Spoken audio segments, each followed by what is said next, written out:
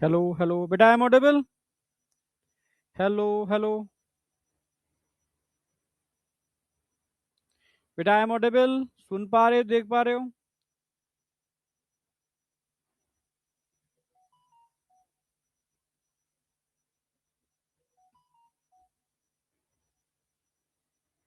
Okay. Good afternoon बेटा, good afternoon. कैसे हो पहले ये बताओ?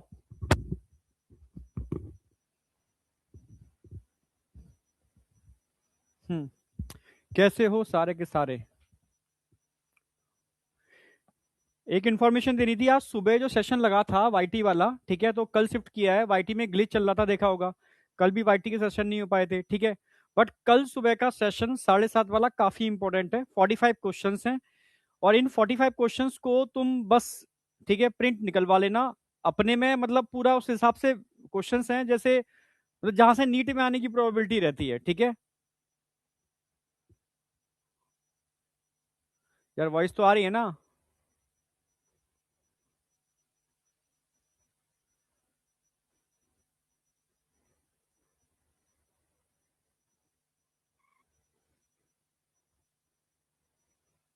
ओके, चलो ठीक है।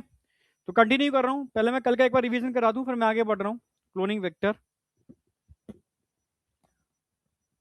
ओके।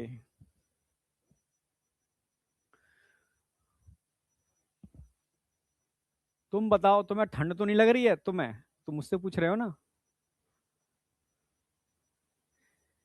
तुम्हारी पढ़ाई चल रही है नहीं चल रही है? समझ में आ रही? रजाई में घुस करके बस धीरे धीरे यहाँ आई, यहाँ आई, यहाँ आई, और मुंह ढक गया नहीं? ठंड लग रही है यार सर। मेज कुर्सी की जगह रजाई बेड पे बैठ के पढ़ते हैं। पैरों पर रजाई रख लेते हैं और पढ़ाई चालू करते हैं। रजाई पैरों से खिसक खिसक के कमर तक आती है, कमर से फिर, ठीक है, नेक तक आती है। और कुछ घंटों बाद क्या लगता है, यार बहुत हो गया, ढक करके सो जाते हैं। ऐसा चल रहा है क्या? Good afternoon, good afternoon. यार ये नहीं चाहिए, बस चल रही है। अंकुश, सैनी, बस चल रही है नहीं है, फिर बस ही चलती रह जाएगी, ध्यान रखना। ठीक है, अगर बस चल रही है तो बस ही चलती रह जाएगी। एकदम आग लगनी चाहिए अब इस समय, ठीक है। एकदम फोकस किया करो चीजों के ऊपर। चलो आ जाओ। चलो, ऐसा ही होता है, मुझे पता है ऐसा ही होता है, क्योंकि हम भी तो कभी बच्चे थे। आ जाओ। तो क्लोनिंग वेक्टर की बात चल रही है, पहले मैं रिवीजन करा दूं, ठीक है। आज का टारगेट देख लो पहले। देखो, कल मैंने इतना बता दिया था, ये टूल्स हैं। अगर आपको टूल्स के बारे में थोड़ा सा फोकस करना है, अगर आपको टूल्स के बारे में समझ में आ गया, क्योंकि बायोटेक का ये पार्ट थोड़ा सा इंपॉर्टेंट है समझना, कंसेप्चुअल है। और आज का तो बहुत ज्यादा कंसेप्चुअल है, ठीक है। अगर मैं आपको ये टूल्स प्रोवाइड करा दूं, तो आप सारे काम कर सकते हो, क्योंकि बायोटेक्नोलॉजी एक्चुअल में है कुछ भी नहीं, ठीक है। आपको क्या करना है भाई? जीन ऑफ इंटरेस्ट, जो भी आपका जीन ऑफ इंटरेस्ट है। जीन ऑफ इंटरेस्ट का मतलब है आप किस जीन में इंटरेस्ट रखते हो, ठीक है। इंसुलिन के जीन में रखते हो, ठीक है, या समझ रहे हो ना मेरी बात, कोई पर्टिकुलर एंजाइम बनाने वाले जीन में रखते हो, किसी प्रोटीन को बनाने वाले जीन में रखते हो, जिस जीन में आप इंटरेस्ट रखते हो तो ढूंढो पहले उसको, ठीक है। आपने ढूंढ लिया, पहले पूरा डीएनए निकाल कर जीन को आइडेंटिफाई करके अलग निकाल के रख लिया, ये मिल गया जीन, ठीक है। और आपको जीन को किसी होस्ट में पहुंचा करके उसके प्रोटीन को एक्सप्रेस कराना है, तो क्या करना होगा, होस्ट में ले जाने के लिए एक वेक्टर चाहिए, तो वेक्टर के संग जीन को जोड़ोगे और रिकॉम्बिनेंट बनाओगे, रिकॉम्बिनेंट को होस्ट में लेके जाओगे। वो जो वेक्टर है, वेक्टर मतलब वाहक, जो आपके जीन को लेके जाएगा, लेके भी जाएगा और वहां पर जाकर के जीन की क्लोनिंग भी करेगा, मतलब मल्टीपल कॉपी बनाएगा, तब जीन एक्सप्रेस करेंगे सारे के सारे और लार्ज अमाउंट में वो प्रोटीन बनेगी या फिनोटाइपिक कैरेक्टर में चेंजेस आएंगे जो आप चाहते थे। तो यही है बायोटेक्नोलॉजी, ठीक है। तो इसी को करने के लिए कुछ टूल्स चाहिए। पहला टूल्स क्या चाहिए आपको, डीएनए मैन्युपुलेटिंग एंजाइम चाहिए। क्या चाहिए, डीएनए मैन्युपुलेटिंग एंजाइम, समझे। तुम हॉस्टल पर रहते हो तो क्या फर्क पड़ता है, हॉस्टल पर रहो या घर पर रहो, समझे। ठंडी वहां पर भी लगेगी, वहां पर भी लगेगी, रजाई वहां पर भी है, वहां पर भी है। हाँ, हॉस्टल के वार्डन अगर ऐसे हैं जो डंडा नहीं, डंडे के बल पर के, हाँ भाई सो गया तो बस पड़ेगा खींच के, तो एक बात अलग है, ठीक है। डिसिप्लिन मेंटेन करते हो, सबसे इंपॉर्टेंट चीज है। हॉस्टल में अगर डिसिप्लिन मेंटेन होता है आपका, तो यार बात बढ़िया है, नहीं तो बेकार है।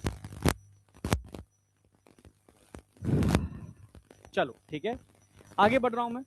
तो सबसे पहले हमने बात की DNA manipulating enzyme. DNA manipulating enzyme का मतलब है, हाँ बेटा, डीएनए मैन्युपुलेटिंग एंजाइम का मतलब है, जिम गया था सर, तू बॉडी अभी बना ले। जितने भी सिलेक्टेड बच्चे हैं ना, वो सिलेक्शन के बाद बॉडी बनाए हैं, ठीक है। बिल्कुल, कुछ तो फैल गए थे, कुछ एकदम सूख के कांकड़ी हो गए थे। मैंने कहा फैलने वाले फैल जाओ, कोई दिक्कत नहीं है, कांकड़ी हो रहे हो जाओ। सिलेक्शन के बाद कॉलेज में जाने के बीच में एक लंबा टाइम मिलता है, उस टाइम के अंदर अपने अंदर जो भी ट्रांसफॉर्मेशन करना है कर लेना, और फिर बिंदास तरीके से जाना। पर टाइम मिलता है उतना, पर पहले उस लायक तो बन जाओ कि तुम पहुंचने लायक हो जाओ, समझे। वॉइस क्रैकिंग यार, सब कुछ ठीक है मेरी तरफ से, ठीक है। एक बार रिफ्रेश कर लो, एवरीथिंग इज ओके,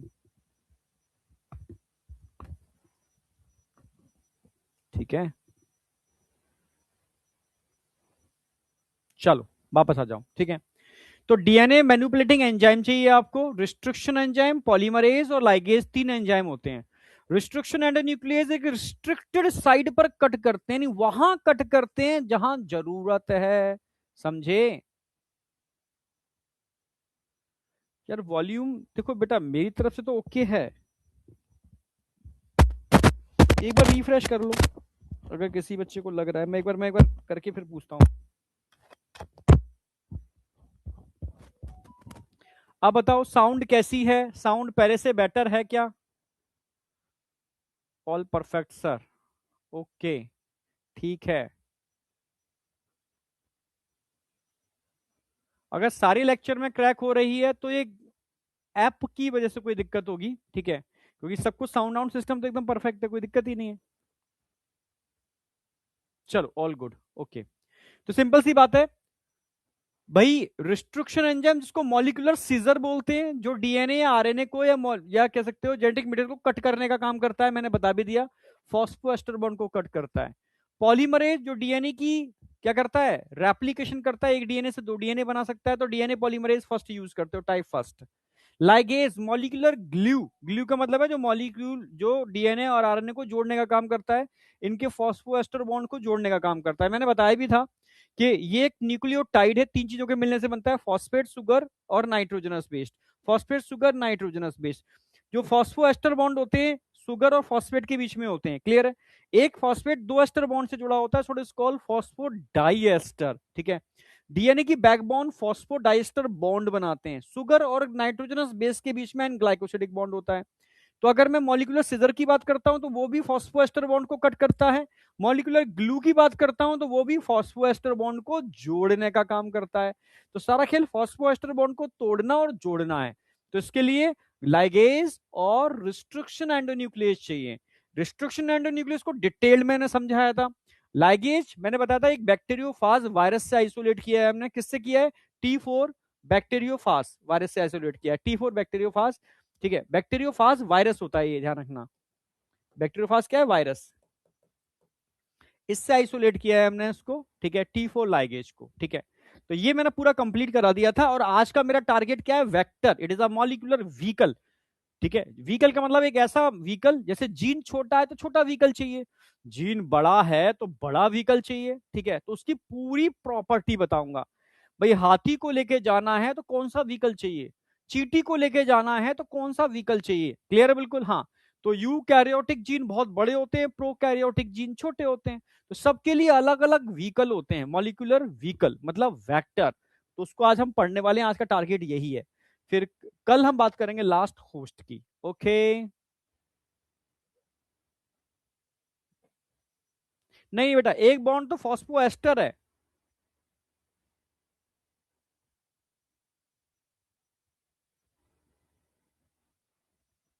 एक सिंगल बॉन्ड का नाम फॉस्फोएस्टर है। पर कई लोग बोलते हैं डीएनए में फॉस्फोडाइएस्टर बॉन्ड मिलते हैं। फॉस्फोडाइएस्टर इसलिए बोला क्योंकि यहां पर एक फॉस्फेट दो एस्टर बॉन्ड से जुड़ा होता है, so it is called phosphodiester. अरे 8 डिग्री नहीं, और भी कम हो गया बेटा, ठीक है। चलो आ जाओ, कोई दिक्कत नहीं है, अनफेवरेबल कंडीशन के आगे तो ये करना है। 3 साइंटिस्टों के नाम बताए थे मैंने, एक अरबर साहब ने, ठीक है, 1963, 1963, ठीक है। मैं एक स्टोरी मैंने आज बहुत गजब स्टोरी तैयार की है, पूरी एडिट करा करके, ठीक है। आज शाम को मेरी लेक्चर के बाद मैं उसको यूट्यूब पर डालूंगा, देखना एक अल्टीमेट। अब मैं साइंस के जितने भी हिडन राज हैं, ठीक है, हिडन स्टोरी जितनी भी तुमने नहीं सुनी है, ठीक है, कुछ तो सुनी होंगी, कुछ नहीं सुनी होंगी, वो सब मैं पूरा एक मतलब शॉर्ट्स के फॉर्म में आपको लेकर के आ रहा हूँ। और उसमें मैक्सिमम स्टोरी ऐसी होंगी जो आपके नीट सिलेबस से रिलेटेड है, ठीक है। जैसे वैक्सीन के ऊपर 3 लेकर के आ रहा हूं मैं, यस, एडवर्ड जेनर का पूरा कंसेप्ट लेके आऊंगा, वैक्सीन की डिस्कवरी कैसे हुई, लुईस पास्चर का कंसेप्ट क्या था, ठीक है, क्योंकि उसका भी जिक्र हुआ है, ठीक है। और साथ में कोरोना वैक्सीन एक अलग से लेकर के आऊंगा, क्योंकि उसमें तुम्हें पता होना चाहिए कि कोरोना और एचआईवी, ठीक है, एचआईवी की वैक्सीन क्यों नहीं बनी, पूरे उसके कंसेप्ट, और कोरोना वैक्सीन का कंसेप्ट पूरा, ठीक है, पूरा, क्योंकि बच्चों को पता नहीं होता ये, ठीक है, कौन सी है सब यूनिट वैक्सीन है, क्या है कैसे क्या पूरा, पर होंगे सारे 1-2 मिनट के शॉर्ट्स, ठीक है। तो देखना जरूर भाई, ठीक है, वापस आ जाओ। पर कल सुबह 7:30 बजे मिल रहे हैं, आपके काम की चीज तो सुबह 7:30 बजे है, गजब खतरनाक, लाइव के अंदर और ओएमआर शीट के साथ। तो इन 3 साइंटिस्टों को नोबेल प्राइज मिला था। अरबर साहब को किस वजह से मिला, क्योंकि सबसे पहले इन्होंने पोस्टुलेट बताया था कि भाई बैक्टीरिया के अंदर कुछ तो होता है जो बैक्टीरियोफाज वायरस से बच जाते हैं, पर कुछ मारे भी जाते हैं, ठीक है। उन्होंने बताया मारे क्यों जाते हैं, जब भी बैक्टीरियोफाज वायरस अटैक करेगा, ठीक है, ये इसकी अपनी कॉलोनी ग्रो करेंगे और बैक्टीरिया को मार के बाहर निकल जाएंगे, सिंपल तरीका, ये ऐसे ही मतलब मारते हैं। तभी गंगा जल के अंदर बैक्टीरिया नहीं ग्रो कर पाते, क्योंकि बैक्टीरियोफाज उनको ऐसे मार देता है, पर कई बैक्टीरिया बच जाते हैं। जो बच जाते हैं कैसे बचते हैं, क्योंकि उनके अंदर 2 टाइप के एंजाइम होते हैं, एक ऐसा एंजाइम जो अपने डीएनए का मिथाइलेशन कर देता है, और एक ऐसा एंजाइम जो नॉन मिथाइलेटेड डीएनए को ढूंढ ढूंढ के काट देता है। अपना मिथाइलेटेड है तो पराया आएगा, काट दो उसको, ठीक है। इसको बोलते हैं रिस्ट्रिक्शन एंडोन्यूक्लियेज और मिथाइलेज। इतनी थोड़ी बहुत जानकारी थी, ये वाली बात अरबर साहब को पता थी। बाद में इसी को आगे ले जाकर के, ठीक है, नाथन और स्मिथ ने, यस, पहला रिस्ट्रिक्शन एंडोन्यूक्लियेज टाइप 2, ठीक है, इसको आइडेंटिफाई किया, डिस्कवर किया, आइसोलेट किया, ठीक है। फिर तीनों को आगे जाकर के नोबेल प्राइज से सम्मानित किया गया, ठीक है। और समझ रहे हो मेरी बात, ये ध्यान रखना, ये तो मैंने बताई दिया आपको। आगे बढ़ते हैं। फिर मैंने क्लासिफिकेशन भी कराया था रिस्ट्रिक्शन एंडोन्यूक्लियस का। भाई 2 टाइप के होते हैं, एक्सोन्यूक्लियस एंडोन्यूक्लियस। एक्सोन्यूक्लियस तो बाहर से, मोतियों की माला में मोती बाहर से निकालेंगे, बाहर से एक्सोन्यूक्लियस, काटने वाले बाहर से, ठीक है। एंडोन्यूक्लियस बीच में से तोड़ते हैं भैया, एक्सोन्यूक्लियस क्या करेंगे, बाहर से काट काट के निकालेंगे, एंडोन्यूक्लियस बीच में से तोड़ देंगे, ठीक है। तो एंडोन्यूक्लियस हो गए। एंडोन्यूक्लियस भी कई टाइप के होते हैं, पर आपके लिए सिर्फ 2 ही याद रखो, टाइप 1, टाइप 2। टाइप 1 अरबर साहब ने छोड़ो, मत याद रखो, टाइप 1 याद रखो। टाइप 1 को एक्टिव होने के लिए मैग्नीशियम आयन चाहिए, मैग्नीशियम आयन तो सबको चाहिए, पर उसको एटीपी भी चाहिए। अब एटीपी चाहिए, और मैं टेस्ट ट्यूब के अंदर काम कर रहा हूं, तो टेस्ट ट्यूब में एटीपी कहां से लेकर के आऊंगा, ठीक है, समझे। हाँ, टाइप 1 मैग्नीशियम के साथ इसको एटीपी चाहिए। इसमें 3 यूनिट होती है, ये डीएनए को रिकॉग्नाइज भी कर लेता है, मिथाइलेशन भी कर लेता है, और कट लगा लेता है, पर रैंडमली, बस यही इसका ड्रॉबैक था, रैंडमली कहीं भी कट लगा देता है। ये यार हमें नहीं चाहिए, हमें स्ट्रिक्ट चाहिए, हम जहां चाहे वहीं कट लगाए, ठीक है। जबकि टाइप 2 की बात करूं, इसका ये रिकॉग्नाइजेशन कर लेता है और कट भी लगा लेता है, पर स्पेसिफिक साइट पर कट लगाता है, सबसे इंपॉर्टेंट चीज। और यहां पर एटीपी की रिक्वायरमेंट नहीं होती, ओनली मैग्नीशियम। इसकी दो प्रॉपर्टी ऐसी थी जिससे मुगैम्बो खुश हुआ, और मुगैम्बो ने इस एंजाइम को परमिट किया कि रिकॉम्बिनेंट डीएनए टेक्नोलॉजी में यूज करो बिंदास तरीके से, समझे।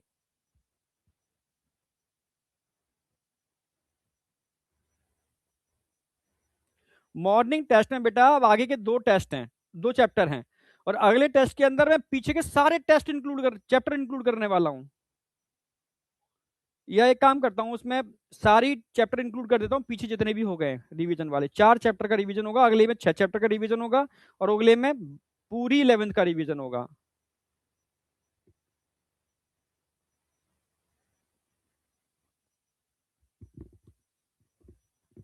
बिल्कुल नीट का रेप्लिका की तरह बना रहा हूं, ठीक है। चलो ठीक है, कल सुबह है 7:30 बजे, नेक्स्ट आ जाओ। फिर मैंने बताया था बेटा, जो रिस्ट्रिक्शन एंडोन्यूक्लियस होते हैं, इनके नाम बड़े अटपटे से होते हैं, जैसे हिंद 2, इको R1, हिंद 1, ठीक है, अजीब से नाम है। और ये रैंडमली कट नहीं करते, स्पेसिफिक साइट पर ही कट करते हैं।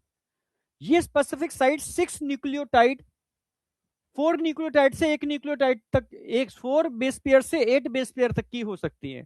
जिसमें अगर मैं हिंद 2 की बात करूं, तो हिंद 2 पहला टाइप 2 आइसोलेटेड रिस्ट्रिक्शन एंडोन्यूक्लियस है, ठीक है, जिसको हैमिल्टन स्मिथ ने, ठीक है, आइसोलेट किया था। हाँ, करेक्टराइज 5 ईयर लेटर हुआ, बट आइसोलेट किया था। इससे पहले हिंद फर्स्ट भी था, पर वो रिकॉम्बिनेंट डीएनए टेक्नोलॉजी में यूज ही नहीं हुआ, ठीक है।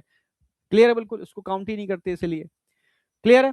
तो अगर मैं हिंद 2 की बात करता हूं, तो हिंद 2 कहां कट करेगा डीएनए में, कहीं पर भी, GTTAAC। इसका उल्टा क्या होगा, CAATTG। इसको पैलिंड्रोमिक सीक्वेंस बोलते हैं। तो बेस, अगर मैं हिंद 2 की बेस पेयर की बात करता हूं, तो उसमें टीटी पहले आता है, क्योंकि ये एंजाइम पहले डिस्कवर हुआ था, इसलिए टीटी इसमें पहले आएगा, ठीक है। जबकि इको R1 में टीटी बाद में आएगा, समझा है अभी तक कल मैंने। तो GTTAAC, इसका पैलिंड्रोमिक उल्टा कर दो, GTTAAC, ठीक है, 5' to 3', 5' to 3'। तो ये सीक्वेंस जहां भी मिलेगी, बीच में से कट लगा देगा कौन, हिंद 2, ये मत भूल जाना, ठीक है। और मैंने बताया भी था कि हिंद 2 को छोड़ करके लगभग 900 रिस्ट्रिक्शन एंडोन्यूक्लियस हम आइसोलेट कर चुके हैं, लगभग 230 स्ट्रेन ऑफ बैक्टीरिया। क्लियर है। ये पैलिंड्रोमिक सीक्वेंस, पैलिंड्रोमिक का मतलब होता है उल्टे सीधे एक समान, मलयालम, ऐसे पढ़ो मलयालम, इनको पैलिंड्रोमिक सीक्वेंस बोलते हैं, ठीक है। इको R1 का पैलिंड्रोमिक सीक्वेंस क्या है, GAATTC, फिर GAATTC। हिंद 2 का पैलिंड्रोमिक सीक्वेंस क्या है, GTT पहले आएगा, GTTAAC, GTTAAC। जबकि इको R1 जिगजैग कट लगाता है, सेंटर से थोड़ा हट के कट लगाता है, सेंटर से थोड़ा हट के कट लगाता है। जबकि हिंद 2 सेंटर से कट मार देता है सीधा। यहां पर स्टिकी एंड बनते हैं, कुछ हाइड्रोजन बॉन्ड फ्री हो जाते हैं, यहां नहीं मिलते, तो ब्लंट एंड बनता है, ठीक है। तो इनको बोलते हैं रिस्ट्रिक्शन सीक्वेंस, या पैलिंड्रोमिक सीक्वेंस, या रिकॉग्नाइजिंग साइट। यानी वो साइट है जिनको रिस्ट्रिक्शन एंडोन्यूक्लियस ढूंढते हैं और फिर अपने अपने तरीके से कट लगाते हैं। जैसे हर ताले की एक खास चाबी होती है, ऐसे ही हर एंजाइम की एक खास रिकॉग्नाइजिंग साइट होती है, समझे। हाँ बेटा, मिथाइलेशन का मतलब है मिथाइल ग्रुप का अटैचमेंट, ठीक है।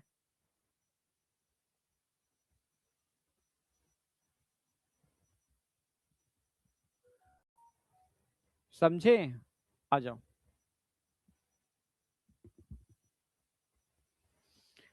नॉमनक्लेचर मैंने बता दिया था। नॉमनक्लेचर में जैसे इन्होंने ई को R1 का दे रखा है भाई। सबसे पहले ई क्या होती है, जिस बैक्टीरिया से आइसोलेट कर रहे हो उसकी जीनस।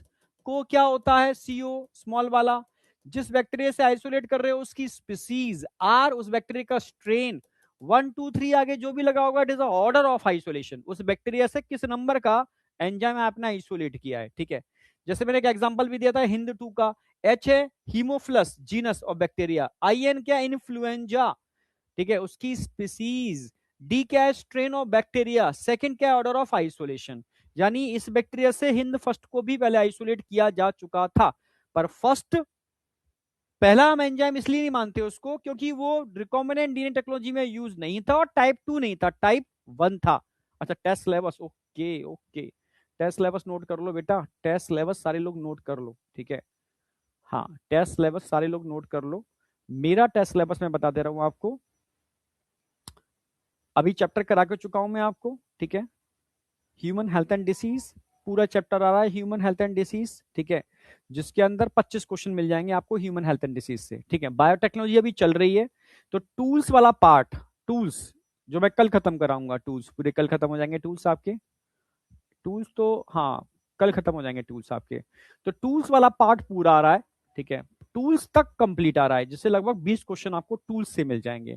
तो 20 क्वेश्चन आपको जो कल खत्म कराऊंगा यहां तक से मिलेंगे, और 25 क्वेश्चन आपको ह्यूमन हेल्थ एंड डिसीज से मिलेंगे। तो मेजर टेस्ट है, और मेजर टेस्ट में 2 चैप्टर हमेशा रखता हूं मैं, माइनर में एक करंट और मेजर में एक बैक का, जिससे रिवीजन भी अच्छे से होता रहे, ठीक है। चलो रिजल्ट बात करेंगे लास्ट में। यहां तक कोई डाउट है? क्योंकि रिवीजन उठा लिया पहले मैंने। अब आ जाओ, इनके काटने के तरीके 2 होते हैं, मैंने बताया था स्टिकी एंड जिगजैग कट कर तो स्टिकी एंड बनता है, सीधे बीच में से कट करेगा तो ब्लंट एंड बनेगा। तो ब्लंट एंड का बहुत अच्छा एग्जांपल हिंद 2 है, और स्टिकी एंड का बहुत बढ़िया एग्जांपल इको R1 है। फिर मैंने आपको ये एग्जांपल भी दिए थे कि डीएनए के 2 अलग अलग टुकड़े हैं, इनको काटने के लिए सेम एंजाइम यूज करोगे, इको R1, तो सेम टाइप की साइट बनेगी। फिर ये छोड़ दोगे तो अपने आप चिपक जाएंगे, क्योंकि इनके भी हाइड्रोजन बॉन्ड फ्री है, इनके भी हाइड्रोजन बॉन्ड फ्री है। और आप दिख रहा है आपको, ये बन गया रिकॉम्बिनेंट, 2 टाइप के डीएनए जब आपस में जुड़ते हैं। ऐसी एक एग्जांपल एनसीईआरटी ने दे रखा है, भाई वो फॉरेन डीएनए, ये वेक्टर है, दोनों को एक ही एंजाइम से कट कराओ, दोनों को एक सॉल्यूशन डाल दो, अपने आप जुड़ जाएंगे, क्योंकि समझ रहे हो स्टिकी एंड बन गए होंगे इनके, रिकॉम्बिनेंट बन गया। रिकॉम्बिनेंट को बैक्टीरिया में डाल दोगे, ट्रांसफॉर्मेशन हो गया, और बैक्टीरिया जब मल्टीपल कॉपी करेगा अपनी बनाएगा, ठीक है, तो भाई ट्रांसफॉर्मेशन प्रोसेस हो गया, और उस बैक्टीरिया को ट्रांसफॉर्मेंट बोलोगे, तो कई ट्रांसफॉर्मेंट बन जाएंगे और उस जीन की मल्टीपल कॉपी बन जाएंगी, इसको जीन क्लोनिंग बोलते हैं। यहां तक कल मैंने एंड कर दिया था, और आज आगे आ जाओ। हमारा रिस्ट्रिक्शन वाला पार्ट कंप्लीट है, एक क्वेश्चन यहां से मिल जाएगा, ये हमारा पार्ट कंप्लीट है। और आज का टारगेट क्या है हमारा? वेक्टर। वेक्टर क्या होते हैं? Molecular vehicle. व्हीकल क्या होते हैं? जो आपके डीएनए को, आपके जीन ऑफ इंटरेस्ट को अपने ऊपर बिठाएगा, होस्ट में लेके जाएगा, वहां उसकी मल्टीपल कॉपी बनाएगा, ठीक है, और सुनिश्चित करेगा ऑलिगनेशन में भी वो जाए। पर उससे भी इंपॉर्टेंट और क्या काम करता है वेक्टर? वेक्टर बताता है, वेक्टर बताता है कि भाई बैक्टीरिया तुम नेकेड आई से देख सकते हो? नहीं। मेरी टेस्ट ट्यूब में एक बैक्टीरिया पड़ा है, मैंने डीएनए, रिकॉम्बिनेंट डीएनए डाल दिया टेस्ट ट्यूब के अंदर। अब मुझे कैसे पता चलेगा वो मेरा रिकॉम्बिनेंट उस बैक्टीरिया के अंदर गया या नहीं गया? मतलब बैक्टीरिया का ट्रांसफॉर्मेशन हुआ या नहीं हुआ, या बैक्टीरिया के अंदर रिकॉम्बिनेंट गया है या बिना रिकॉम्बिनेंट वाला डीएनए चला गया, कौन बताएगा? यही ऐसा वेक्टर होना चाहिए जो चीख चीख के बताए कि देखो रिकॉम्बिनेंट बन गया है, और रिकॉम्बिनेंट बैक्टीरिया में चला भी गया है, और बैक्टीरिया का ट्रांसफॉर्मेशन भी हो गया है, जो बताए, तभी तो पता चलेगा, नहीं तो बेकार है आपके लिए वेक्टर। तो ऐसा वेक्टर, तो वेक्टर की रिस्पॉन्सिबिलिटी बहुत है। वेक्टर आपके जीन को बिठा के होस्ट में लेके जाएगा, जब होस्ट में पहुंच जाएगा तो उसकी मल्टीपल कॉपी बनाएगा, उसकी अगली जनरेशन में भी लेके जाएगा। उससे भी इंपॉर्टेंट, वो चीख चीख के बताएगा मैं होस्ट में पहुंच गया, मैं होस्ट में जा चुका हूं, और रिकॉम्बिनेंट को लेकर के गया हूं, ऐसा नहीं खाली चला गया हूंगा, या खाली रिकॉम्बिनेंट अलग से चला गया होगा, मैं रिकॉम्बिनेंट को लेकर के आया हूं। ये है वेक्टर भाई, ठीक है। तो उस प्रॉपर्टी की हम बात करेंगे एक एक करके। तो आज का टारगेट तो वेक्टर है, ठीक है। कल मैं होस्ट वाला पार्ट पूरा खत्म करके कल मतलब एंड कर दूंगा, ये मतलब ये वाला पार्ट जहां तक टेस्ट में आएगा। आगे बढ़ रहे हैं। अब आ जाओ क्लोनिंग वेक्टर की प्रॉपर्टी क्या है भाई, क्लोनिंग वेक्टर कौन कौन से हो सकते हैं, ठीक है। एनसीईआरटी की लाइन डाल दी है मैंने स्टार्टिंग वाली, ठीक है, थोड़ा समझ में आएगा आपको। मैं यहां पढ़ाने वाला हूं आपको प्लाज्मिड। प्लाज्मिड क्योंकि छोटे छोटे जीन जो होते हैं ना बैक्टीरिया के, वो प्लाज्मिड ही लेके जाते हैं। या बैक्टीरियोफाज, क्योंकि बैक्टीरियोफाज के पास एक प्रॉपर्टी होती है, ये अपने डीएनए को, ठीक है, बैक्टीरिया के डीएनए के संग जोड़ लेता है, तभी तो अपनी प्रोटीन बनाएगा। ये ऐसा वायरस जो अपने डीएनए को बैक्टीरियल डीएनए के संग जोड़ने में की एबिलिटी रखता है। तो हमें ऐसे तो वेक्टर चाहिए जो, जिसके अंदर अगर अपने डीएनए को बिठा दोगे तो अपने को जोड़ेगा, तो हमारे डीएनए को भी तो जोड़ देगा इनडायरेक्टली। समझ रहे हो? इसके पास जुड़ने की एबिलिटी है, इसके पास होस्ट क्रोमोसोम के साथ अटैच होने की एबिलिटी है, तो भाई हमारे डीएनए को भी अटैच कर देगा। तो ये वेक्टर ठीक ठाक है, ठीक है। Have the ability to replicate within bacterial cell, इनकी एबिलिटी है, इंडिपेंडेंटली, ठीक है, मतलब किसी की जरूरत नहीं है, of the control of the chromosomal DNA. समझ रहे हो? हाँ। Bacteriophage because of their high number within bacterial cell. भाई बैक्टीरियोफाज बैक्टीरियल सेल में जाते हैं और बहुत सारी कॉपी बनाते हैं। क्यों? क्योंकि आप इनका कॉपी नंबर बहुत ज्यादा होता है। यस, ठीक है। तो बैक्टीरियोफाज की अगर मैं बात करूं तो कॉपी नंबर इनका बहुत ज्यादा होता है, यानी एक बैक्टीरियोफाज वायरस एक बैक्टीरिया के अंदर जाकर के बहुत ज्यादा अपने मल्टीपल कॉपी बना लेता है। जबकि प्लाज्मिड की बात करूं, ठीक है, some plasmid may have only 1 2, some plasmid, ठीक है, only 1 to 2 copy per cell बनाते हैं, जबकि कई प्लाज्मिड ऐसे भी होते हैं, ठीक है, अदर मे हैव पर सेल 15 से 100 कॉपी भी बना लेते हैं, ऐसे प्लाज्मिड भी होते हैं। समझ रहे हो? तो हम यहां पर क्लोनिंग वेक्टर में दो चीजें यूज करने वाले हैं, प्लाज्मिड और बैक्टीरियोफाज। बैक्टीरियोफाज वायरस है एक ऐसा वायरस जो अपने डीएनए को होस्ट क्रोमोसोम के संग जोड़ने में सक्षम होता है। तो उसी के वायरस को हम क्या कर रहे हैं, मैनिपुलेट कर दे रहे हैं, उसके अंदर अपने जीन को जोड़ दे रहे हैं। तो वो अपने को जोड़ेगा तो हमारे जीन को भी जोड़ देगा होस्ट क्रोमोसोम के साथ। अब इसकी प्रॉपर्टी पर आता हूं, क्या है प्रॉपर्टी। अब मैं आपको 3 4 प्रॉपर्टी बताऊंगा, ये याद रखना। जो वेक्टर की मेन प्रॉपर्टी है, इस पर नीट में लगभग हर साल क्वेश्चन आता है, इस साल भी गजब क्वेश्चन आए थे, ठीक है। यस, ठीक है। कल वाला क्वेश्चन डिस्कस भी करूंगा, क्योंकि इसका लैक वाला पार्ट, लैक ओपरन वाला पार्ट कल कराऊंगा मैं। तो कल हम वाली प्रॉपर्टी इसकी डिस्कस करने वाले हैं अच्छे से, ठीक है। और कल कुछ क्वेश्चन प्रैक्टिस भी कराऊंगा मैं, ध्यान रखना, क्विज भी रखूंगा लास्ट में। भाई लेक्चर के संग कुछ क्वेश्चन तो लेके आता हूं, पर कल का क्विज थोड़ा बड़ा होगा, ठीक है, मतलब क्वेश्चंस होंगे उसके अंदर ठीक ठाक। ओके, चलो। तो सबसे पहला क्या है, O R I, origin of replication. ये अगर वो प्लाज्मिड है तो उसके पास अपना खुद का ओ आर आई होना ही चाहिए। अच्छा बैक्टीरिया, अच्छा वेक्टर तभी है जब उसके पास खुद का अपना ओ आर आई साइट है, ओरिजिन ऑफ रेप्लिकेशन।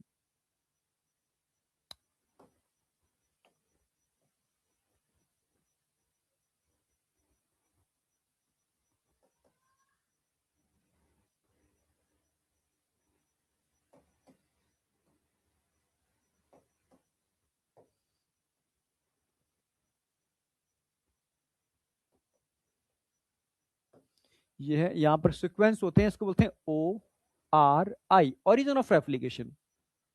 यानी कुछ ऐसे सीक्वेंस होते हैं जहां से डीएनए का डबल हेलिक्स खुल जाता है आसानी से, और सारे एंजाइम वहां पर अपलोड हो जाते हैं कि भाई अब मुझे रेप्लिकेशन कराना है। तो सारे एंजाइम जुड़ेंगे, जुड़ेंगे तब जब डीएनए के दोनों हेलिक्स अलग होंगे।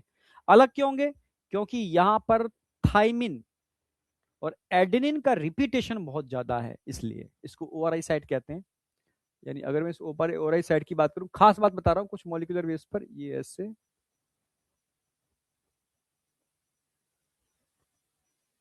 इस ओआरआई साइट के अंदर एडेनिन थाइमिन का रिपीटेशन बहुत ज्यादा होता है। जैसे adenine adenine adenine adenine thymine thymine thymine. तो यहाँ क्या होगा, thymine thymine thymine thymine adenine adenine adenine. और इनके बीच में 2 हाइड्रोजन बॉन्ड होते हैं, आप जानते हो। जबकि ग्वानिन और साइटोसिन के बीच में 3 हाइड्रोजन बॉन्ड होते हैं। तो 3 वाला आसानी से टूटेगा, 2 वाला आसानी से टूटेगा, 2 वाला आसानी से टूटेगा, सिंपल सी बात है।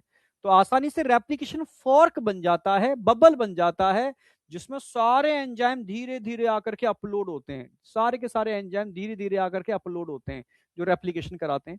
इसलिए इसको ओ आर आई साइट बोलते हैं, ओरिजिन ऑफ रेप्लिकेशन, जिसमें एडेनिन थाइमिन का रिपीटेशन सबसे ज्यादा देखने को मिलेगा, जिनके बीच में कम हाइड्रोजन बॉन्ड होते हैं। समझे? हाँ बेटा।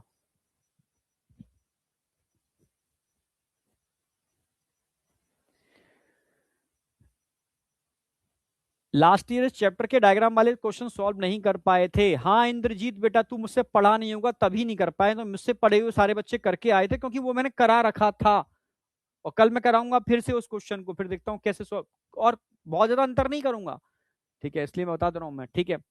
अब आ जाओ, और ऐसा ही समझ में आ गई, ये तो होनी चाहिए, ये एक पहला एसेंशियल फीचर है। दूसरा है सिलेक्टेबल मार्कर होने चाहिए। सिलेक्टेबल मार्कर क्या होते हैं, मैंने बताया ना भाई, आपके वेक्टर के पास कुछ ऐसी चीजें होनी चाहिए जो बताए कि मैंने रिकॉम्बिनेंट बनाया या मैंने ट्रांसफॉर्मेशन कर दिया या नहीं कर दिया। आप सोच रहे हो कि मेरे बैक्टीरिया का ट्रांसफॉर्मेशन हो गया होगा पर नहीं हुआ, तो ऐसे बैक्टीरिया को आप बड़े बड़े कल्चर में ग्रो करा करके प्रोडक्ट बनाने की ख्वाहिश रखते हो, और सपोज का ट्रांसफॉर्मेशन नहीं हुआ, समझ रहे हो? हाँ, तो बेकार हो गया ना।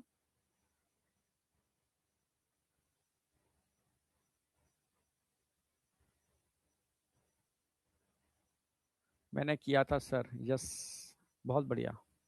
समझे? तो बहुत जरूरी क्या है, सेलेक्टेबल मार्कर का होना। सेलेक्टेबल मार्कर, मार्कर का मतलब है बताना, सेलेक्टेबल मार्कर जो बताते हैं रिकॉम्बिनेंट बना या नहीं बना, वो है सेलेक्टेबल मार्कर। तो सेलेक्टेबल मार्कर होने चाहिए, सेलेक्टेबल मार्कर होने चाहिए। In addition to ORI, the vector require selectable marker, selectable marker चाहिए वेक्टर के, तभी काम का है।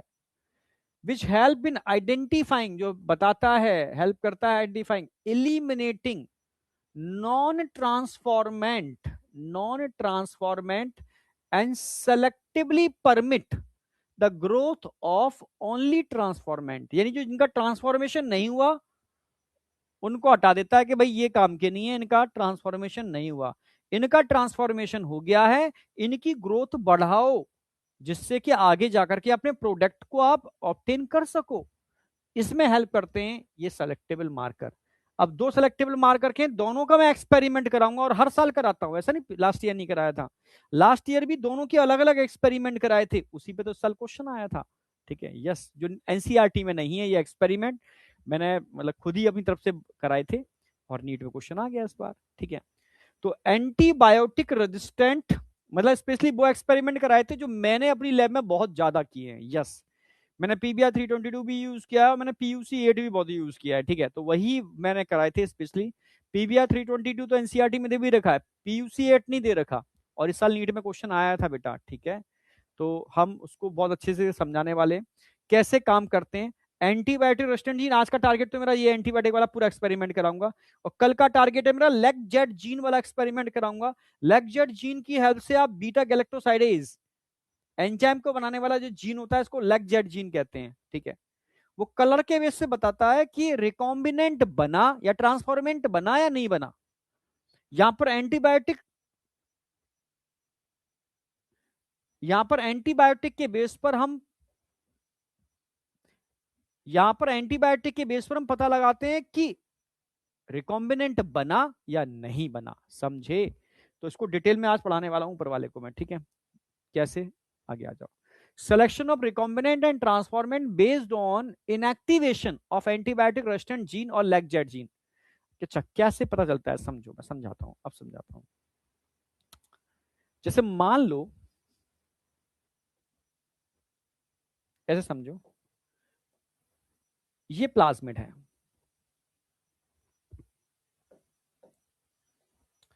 इस प्लाज्मिड के अंदर यहां पर रिस्ट्रिक्शन साइट्स हैं, जहां पर कोई एंजाइम कट लगाता है।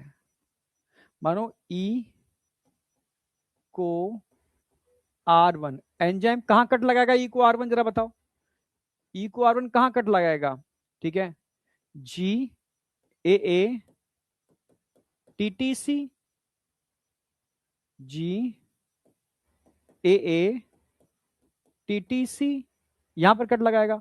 तो ये साइट कहां पर होगी E को R1 की? तो ये साइट यहां पर है, ये E यहां पर है, GAA TTC। क्लियर है बिल्कुल? E को R1 जहां कट लगाएगा वो साइट हमने यहां पर दे रखी है इस प्लाज्मिड में, ये प्लाज्मिड है।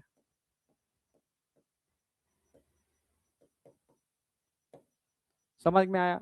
ये कोई जीन ऑफ इंटरेस्ट है आपका?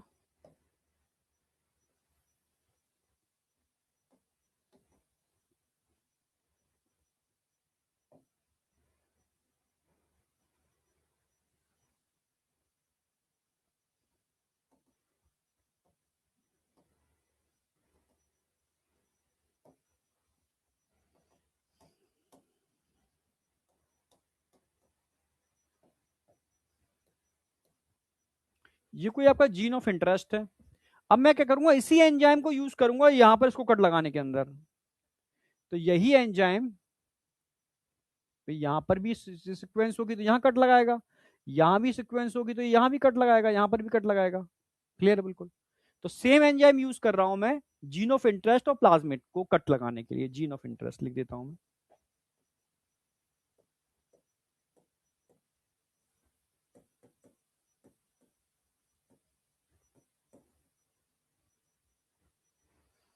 कट लगाने के बाद जो मुझे प्लाज्मिड मिलेगा कैसा मिलेगा, ऐसा।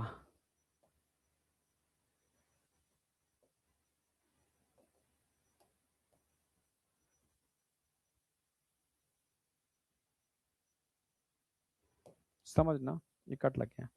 और एक्चुअल में ये जो एक बहुत इंपॉर्टेंट बात समझना, बहुत इंपॉर्टेंट बात, ये सीक्वेंस जो बता रहा हूं ना, ये एक एंटीबायोटिक रेजिस्टेंट जीन के अंदर है। ये सीक्वेंस एक एंटीबायोटिक रेजिस्टेंट जीन के अंदर है। ये है ये जीन, ये एक एंटीबायोटिक रेजिस्टेंट जीन थी, उसके अंदर सीक्वेंस देखने को मिल रही है। ये सीक्वेंस कहां मिल रही है, एंटीबायोटिक रेजिस्टेंट जीन के अंदर।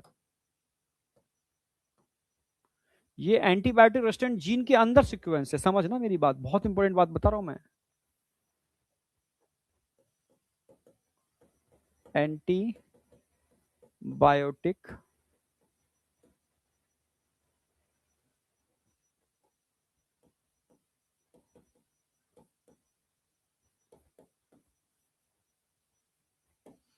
एंटीबायोटिक रेजिस्टेंट जीन के अंदर एक स्पेसिफिक सीक्वेंस देखने को मिल रही है। समझ रहे हो? हाँ, एंटीबायोटिक रेजिस्टेंट जीन के अंदर एक स्पेसिफिक सीक्वेंस देखने को मिल रही है।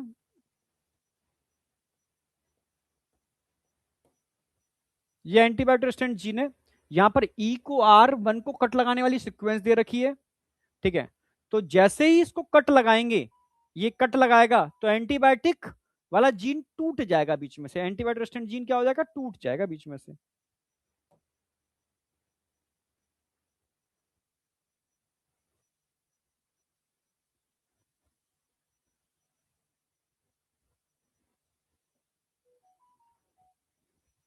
ये वापस जुड़ भी सकता है, यस, वापस जुड़ भी सकता है, वापस रीलाइगेशन भी हो सकता है इसका, ठीक है। समझना मेरी बात। पर अगर मान लो रिकॉम्बिनेंट बन गया, रिकॉम्बिनेंट का मतलब है ये आपस में जुड़ गए, ये जुड़ गए।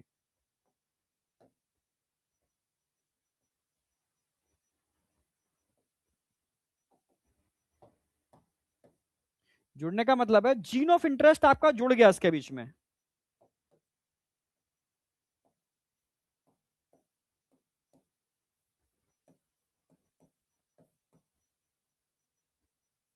अगर जीन ऑफ इंटरेस्ट आपका इस सीक्वेंस पे आके जुड़ गया, तो एक्चुअल में एंटीबायोटिक रेजिस्टेंट जीन टूट नहीं गया बीच में, आधा इधर रह गया आधा इधर रह गया, यानी इसकी एंटीबायोटिक रेजिस्टेंट वाली प्रॉपर्टी खत्म हो गई।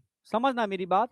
अब ये एंटीबायोटिक रेजिस्टेंस शो नहीं करेगा, क्यों? क्या हो गया इसका, इंसर्शनल इनएक्टिवेशन। यानी अगर ये जीन ऑफ इंटरेस्ट का इंसर्ट हो गया, इंसर्शनल हो गया,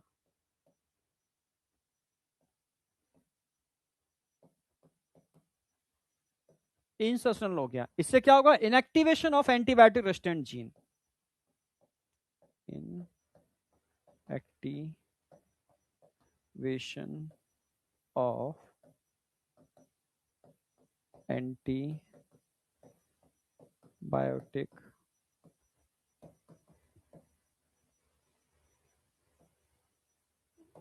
रेजिस्टेंट जीन। यानी अगर ये जीन इसमें इंसर्ट करेगा तो एंटीबायोटिक रेजिस्टेंस प्रॉपर्टी ये खो देगा। हाँ, अगर इंसर्ट नहीं कर पाया तो एंटीबायोटिक रेजिस्टेंस प्रॉपर्टी रहेगी। मतलब एक ऐसा बैक्टीरिया जिसके पास एंटीबायोटिक रेजिस्टेंस पावर है, मतलब उसके अंदर ट्रांसफॉर्मेशन नहीं हुआ, रिकॉम्बिनेंट का ट्रांसफॉर्मेशन नहीं हुआ।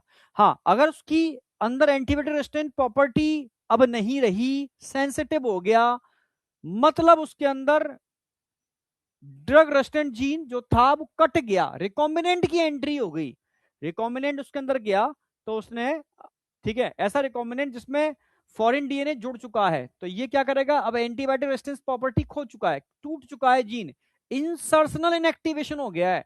फॉरेन जीन जब भी इंसर्ट करेगा अपनी जगह पर, तो जिस जीन के अंदर इंसर्ट करेगा उसको इनएक्टिवेट कर देगा, ठीक है। तो selection of recombinant and transformant based on, किस पर बेस्ड है, inactivation of antibiotic resistant gene, जिसी को बोलते, जैसे या लेगजेट जीन, किसी भी जीन का इनएक्टिवेट हो जाना, यानी इसको बोलते हैं इंसर्शनल इनएक्टिवेशन। कोई भी फॉरेन डीएनए अगर इंसर्ट करेगा तो जिस जीन के अंदर इंसर्ट करेगा उस जीन के बीच में जाएगा, घुस जाएगा, तो जीन को बर्बाद कर देगा। अगर कोई जीन पहले सही था, बर्बाद हो गया, मतलब रिकॉम्बिनेंट बन गया। पहले सही था और अब भी सही है, मतलब रिकॉम्बिनेंट नहीं बना। समझ गए ना मेरी बात? भाई ये कंडीशन आएगी या ये कंडीशन आएगी, ये आएगी या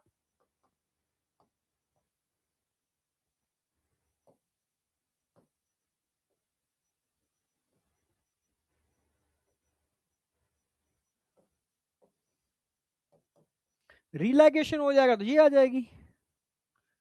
वापस चिपक गया, अगर वापस चिपक गया, रिलाइगेशन हो गया, फिर क्या है, कुछ नहीं।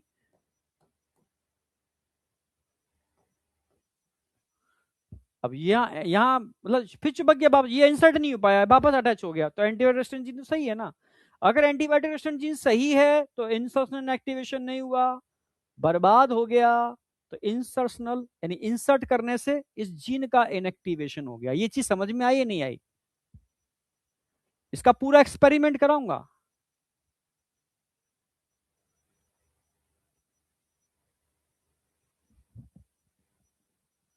पीडीएफ तो बेटा मैं अपलोड करता जा रहा हूँ साथ साथ, अब तो मैं टेलीग्राम पर चाहिए तो टेलीग्राम पर भी दे दूंगा पीडीएफ।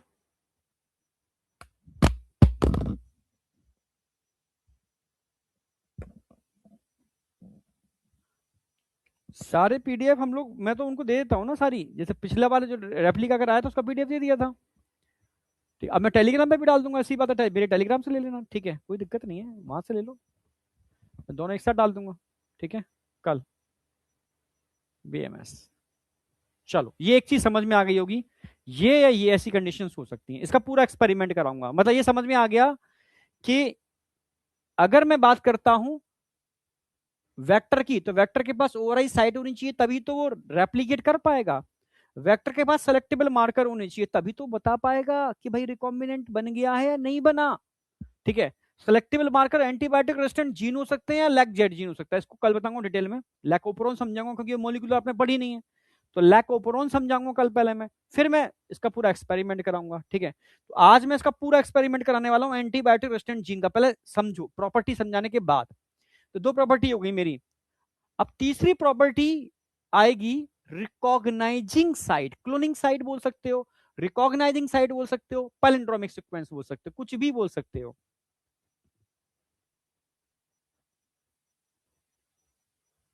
इनको रिस्ट्रिक्शन साइट भी बोलते हैं,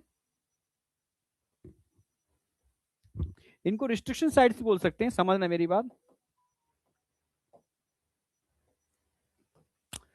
पैलिंड्रोमिक सीक्वेंस, रिस्ट्रिक्शन साइट, तो 4 से लेकर के 8 न्यूक्लियोटाइड की हो सकती हैं। ये बहुत इंपॉर्टेंट रोल प्ले करती है। मान लो ये रिस्ट्रिक्शन साइट इस एंटीबायोटिक रेजिस्टेंट जीन के अंदर नहीं होती, बाहर होती, तो किसी काम का नहीं, बेकार था। ठीक है, ये जो क्लोनिंग साइट है, रिस्ट्रिक्शन साइट है, हमेशा एंटीबायोटिक या लैक-जेड जीन के अंदर होनी चाहिए। ठीक है, तो ही काम किए, नहीं तो बेकार है। इसका क्या प्रॉपर्टी अब देखो, अब जैसे ये तो मैं दिख रहा है एक एग्जांपल ले रहा हूं मैं, पीबीआर 322, इस पर नीट में हर साल क्वेश्चन आता है तो पहले समझाऊंगा। ये एक आर्टिफिशियल यानी बनाया हुआ वेक्टर है। पीबीआर 322 आर्टिफिशियल बनाया हुआ वेक्टर है, दो साइंटिस्टों ने मिलकर बनाया था। कितने साइंटिस्टों ने मिलकर बनाया था भाई? क्यों नहीं डाउनलोड होता? इतना तो ऐप के बारे में मुझे नॉलेज नहीं है भाई, मोबाइल में क्यों नहीं होता? ठीक है, बस मैं, ठीक है, ऐप की पता नहीं मुझे क्या, उनकी एक टेक टीम अलग है तो वो लोग देखते हैं। ठीक है, तो पीबीआर 322 का मतलब क्या है, पहले ये समझो, एक एक करके समझाऊंगा। पहले पीबीआर 322 का मतलब क्या है, पहले लाइन के अंदर। हाँ हाँ, दो साइंटिस्ट, बिल्कुल सही, दो साइंटिस्टों ने मिलकर खोला था, रॉड्रिक्यूज और बॉलीवर। हाँ, तो एक एक करके समझाऊंगा, देख लो पहले प्लाज्मिड को अच्छे से देखो, अच्छे से।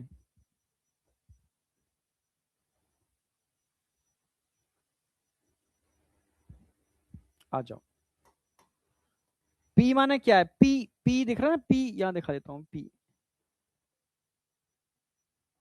पी मतलब होता है प्लाज्मिड।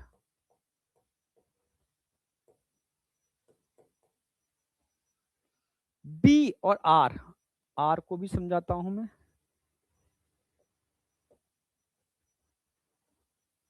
बी को भी समझाता हूं मैं। आर साइंटिस्ट थे रॉड्रिक्यूज,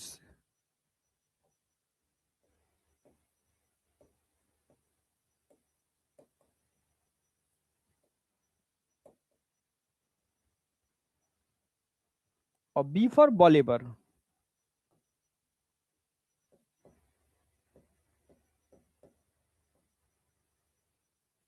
रॉड्रिक्यूज और बॉलीबर इन्होंने मिलकर के एक प्लाज्मिड बनाया था, और उनकी लैब में बना हुआ जो प्लाज्मिड था 322 नंबर का था। ये नंबर 322 नंबर का प्लाज्मिड था। रॉड्रिक्यूज बॉलीबर ने 322 नंबर का पी फॉर प्लाज्मिड बनाया था अपनी लैब के अंदर, आर्टिफिशियल प्लाज्मिड, इसलिए इसको बोलते हैं पीबीआर 322। समझे ना? पीबीआर 322 की एक एक चीज पता होनी चाहिए, इस पर क्वेश्चन आता है नीट में। ठीक है, तो पहला क्वेश्चन आएगा पी का मतलब क्या है, बी का मतलब क्या है, आर का मतलब क्या है, 322 का मतलब क्या है। अब दूसरा क्वेश्चन बनेगा पीबीआर 322 में कितने एंटीबायोटिक रेजिस्टेंट जीन थे? दो एंटीबायोटिक रेजिस्टेंट जीन थे। या कितने सेलेक्टेबल मार्कर थे? दो सेलेक्टेबल मार्कर थे। ठीक है, कौन से सेलेक्टेबल मार्कर थे? आप बोलोगे टेट्रासाइक्लिन रेजिस्टेंट जीन और एक एम्पेसिलिन रेजिस्टेंट जीन, ये सेलेक्टेबल मार्कर होते हैं। समझे? हाँ, बॉलीबर और रॉड्रिक्यूज। ठीक है, दो साइंटिस्ट के नाम हो गए। दो साइंटिस्ट के, मैं डार्क कर देता हूं उसको, रॉड्रिक्यूज को।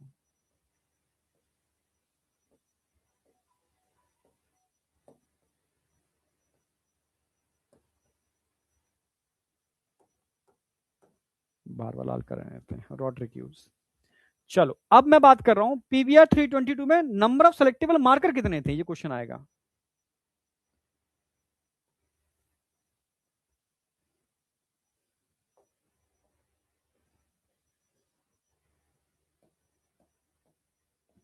नंबर ऑफ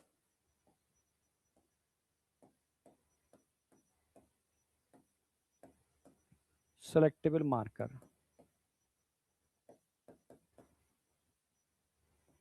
आप बोलोगे दो थे, two number of selectable marker. आप देख लो कौन कौन से नंबर ऑफ सेलेक्टेबल मार्कर है यहां पर, टू। कौन कौन से सेलेक्टेबल मार्कर हैं? दो। एक तो दिख रहा होगा आपको AMPR, एक दिख रहा होगा TTR। सेलेक्टेबल मार्कर कितने हैं? दो। कौन कौन से हैं? अब इस पे क्वेश्चन आएगा। पहले नंबर पूछ, कितने नंबर हैं? दो। कौन कौन से हैं? एक है AMPR, एम्पसिलिन रेजिस्टेंट, AMPR एम्पसिलिन रेजिस्टेंट। एक है टेट्रासाइक्लिन, TETR टेट्रासाइक्लिन रेजिस्टेंट।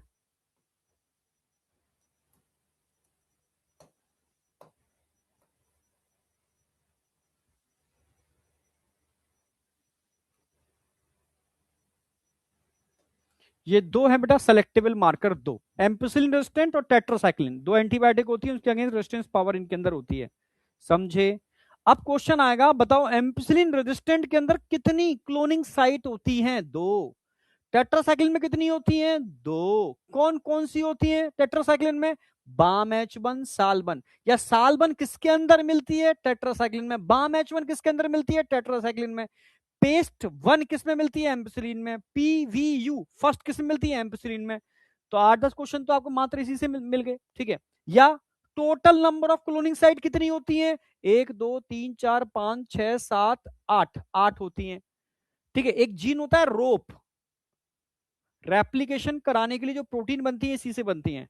रोप जीन के अंदर कौन सी क्लोनिंग साइट होती है? बोलोगे PVU सेकंड। ये सारे क्वेश्चन बताना कौन कौन से बनेंगे। ठीक है, कितनी क्लोनिंग साइड सेलेक्टेबल मार्कर के अंदर होती हैं? 4। कितनी क्लोनिंग साइड सेलेक्टेबल मार्कर के बाहर होती हैं? अगेन 4। बाहर कौन कौन से? 1 2 3 और एक 4। या यही पूछ सकता कौन सी बाहर होती हैं, तो याद भी करना पड़ेगा। इको R1 बाहर होता है, क्ले फर्स्ट बाहर होता है, हिंद थर्ड बाहर होता है, PVU सेकंड बाहर होता है। एम्पिसिलिन में कौन सी अंदर होती है? याद करना पड़ेगा, पेस्ट वन अंदर होती है। ठीक है, और PBU वन अंदर होती है। और टेट्रासाइक्लिन में कौन कौन सी अंदर होती है, याद रखना पड़ेगा, बाम H1 अंदर होती है और साल बन अंदर होती है। रोप के अंदर कौन सी साइड होती है, ठीक है, आपको याद रखना पड़ेगा, पीवीयू सेकंड रोप के अंदर होती है। रोप एक जीन है, ये वो जीन है और रेप्लिकेशन के लिए जो प्रोटीन की जरूरत पड़ती है ना, प्रोटीन को बनाने का काम करता है रोप। ओआरआई तो आप जानते हो ओरिजिन ऑफ रेप्लिकेशन है, तो इसके अंदर पीवीयू सेकंड है। तो इस डायग्राम को बिना देखे 8-10 बार बनाना है, और जो मैंने 8-10 क्वेश्चन बताए हैं, 10-12 क्वेश्चन, उन क्वेश्चनों को दिमाग में रखते हुए, ठीक है। अब देखो क्वेश्चन आएगा, एम्पसिलिन के अंदर बताओ कौन कौन सी क्लोनिंग साइट्स हैं एम्पसिलिन के अंदर। तो एम्पसिलिन में आप बोलोगे एक पेस्ट, फर्स्ट, और दूसरी कौन सी है, P V you first. First लिख देता हूं, फर्स्ट, ये दो मिलती हैं एम्पसिलिन में। क्वेश्चन आएगा टेट्रासाइक्लिन में बाम H1 और साल 1, बाम H1 एंड साल 1, ये क्वेश्चन आएंगे। क्वेश्चन आएगा भाई, ठीक है, 4 अंदर है तो याद रहेगा आपको, ये क्या है, ये हम बात कर रहे हैं, क्या किसकी बात कर रहे हैं, ये is a cloning site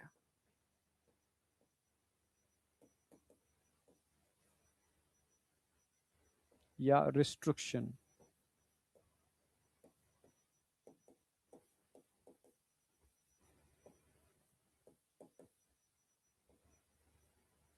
cloning site या रिस्ट्रिक्शन साइट, ठीक है, या पैलिंड्रोमिक सीक्वेंस की बोल सकते हो। ये क्वेश्चन बनेंगे आपके। Total number of cloning site question आएगा, total number of restriction sites.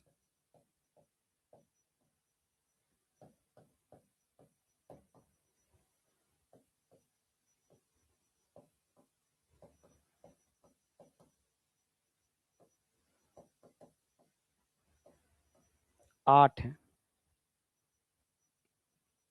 जिसमें 4 सेलेक्टेबल मार्कर के अंदर है, ठीक है, और 4 सेलेक्टेबल मार्कर के बाहर हैं।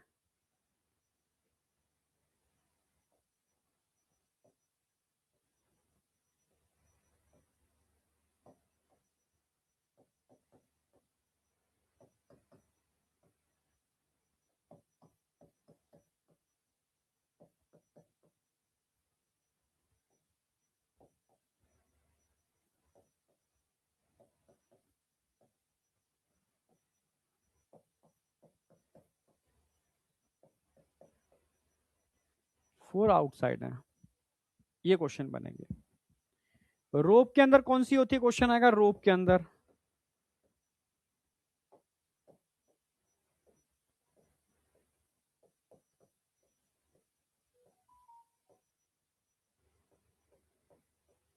ये रोप के अंदर होगी पीवीयू सेकंड। ये सारे क्वेश्चंस बनेंगे, ठीक है, ध्यान रखना ये वाली बात, ठीक है। अब बताओ किसी को कोई डाउट, ये एम्पेसिलिन रेजिस्टेंट है, ये टेट्रासिलिन रेजिस्टेंट है।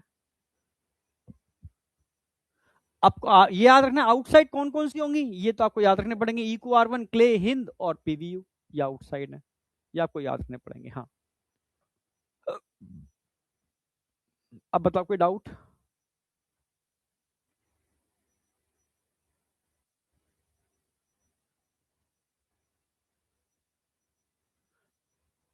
ब्रजेश्वर मंडल पूछ रहे हैं सर इसको सेलेक्टेबल मार्कर क्यों बोलते हैं, आप बता सकते हो। ब्रजेश्वर मंडल जो पूछ रहे हैं उसका रिस्पांस कौन दे सकता है।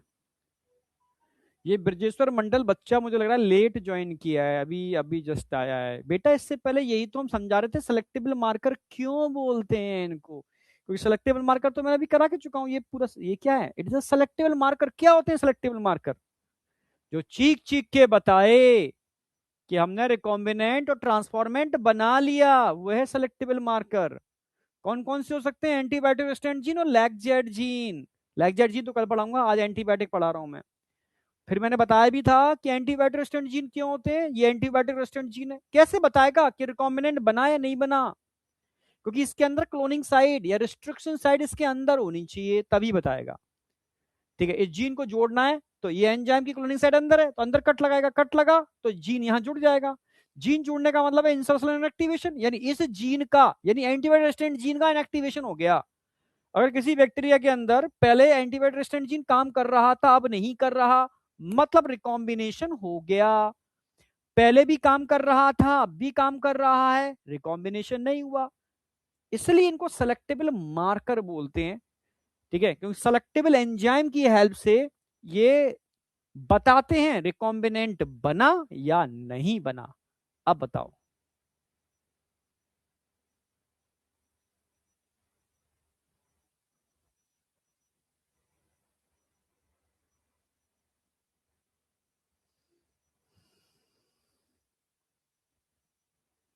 चलो, हाँ, हिंद थर्ड भी क्लोनिंग साइड है, पर आउटसाइड है, वो अंदर नहीं है, बाहर है। अब फिर मैंने बताया बेटा क्लोनिंग साइड के बारे में। क्लोनिंग साइड हमेशा कहां होनी चाहिए? Within selectable marker. अगर within selectable marker cloning site नहीं है तो वो बेकार है, किसी काम की क्लोनिंग साइड नहीं है। जैसे यहां पर काम की क्लोनिंग साइड सिर्फ 4 ही हैं, Pvu first, Pst first, Bam H1, साल्बन। बाद बाकी की बाहर की बेकार है। नहीं आया क्या? हाँ, बाहर की बेकार है, किसी भी काम की नहीं है। अब बताओ, यहां तक किसी को कोई डाउट? यहां तक किसी को कोई डाउट? कुछ भी?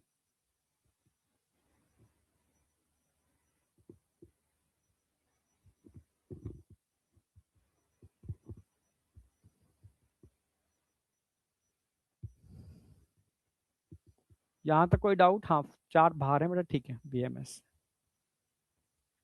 अब नोट करना है तो कर लो मेरे साथ। देखो, ये चीज तसल्ली से नोट्स बनाना है इनके, क्योंकि ऐसे चलते चलते नोट्स नहीं बनेंगे। ये आपको डायग्राम पहले बिना देखे 10 बार बनाना है, बिना देखे। फिर जब 10 बार बना लोगे तब नोट्स पर फेयर बनाना है, बिना देखे। जितनी बातें मैंने लिखी हैं इन सबको ऐसे ही लिखना है, बिना देखे। ये नोट्स आपको प्रॉपर बनाने पड़ेंगे आराम से। चलो, आगे बढ़ रहा हूं। अब मैं इसको समझाने के लिए, इस पूरे मैकेनिज्म को समझाने के लिए, एंटीबायोटिक रेजिस्टेंट जीन को समझाने के लिए कि कैसे antibiotic resistant gene selectable marker का काम करता है, पूरा एक्सपेरिमेंट कराऊंगा जबरदस्त वाला। ठीक है, पीवीआर 322 का यूज करके। ठीक है, जगह है।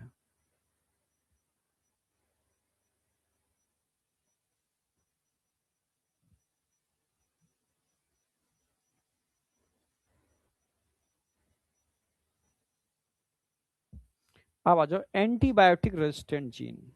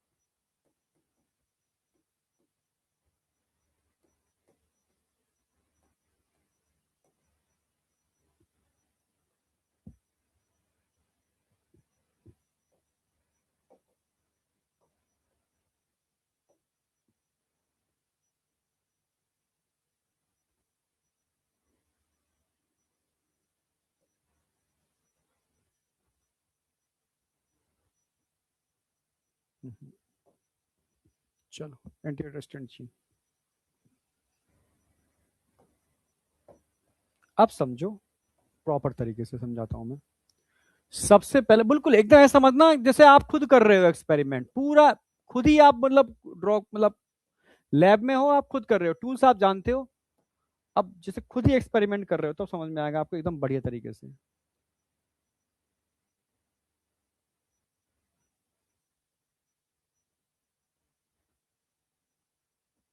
जल्दीबाजी नहीं है, एक्सपेरिमेंट प्रॉपर कर। 2 बीकर ले लो, आपने 2 बीकर ले लिए, समझना। एक बीकर में आपने ले लिया पीबीआर 322, पीबीआर 322। मैं 2 डाल के दिखा दे रहा हूं एग्जाम्पल के तौर पर। ऐसे बहुत सारे पीबीआर 322 बीकर में होते हैं। बिल्कुल एक्सपेरिमेंट करके दिखा रहा हूं, बिल्कुल एकदम फील करना कि आपके हाथ में एक बीकर है। उस बीकर में आपने एक बोतल के अंदर पीवीआर 322 बने हुए आते हैं मार्केट में, उठा करके पूरा डाल दिया आपने पीवीआर 22 पूरा उस बीकर के अंदर, ठीक है। हाँ, ये पीवीआर 322 उसमें पड़ा हुआ है, ठीक है। मैं लिखता भी जा रहा हूँ।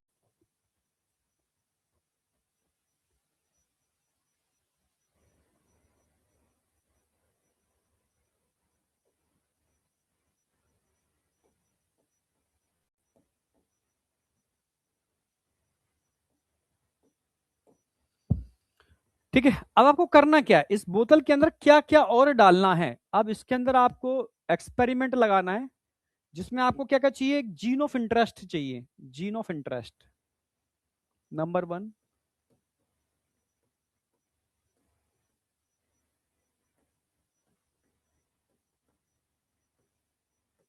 और क्या चाहिए आपको, एक वेक्टर चाहिए, वेक्टर तो ये है ही, पीवीआर 322 क्या वेक्टर है।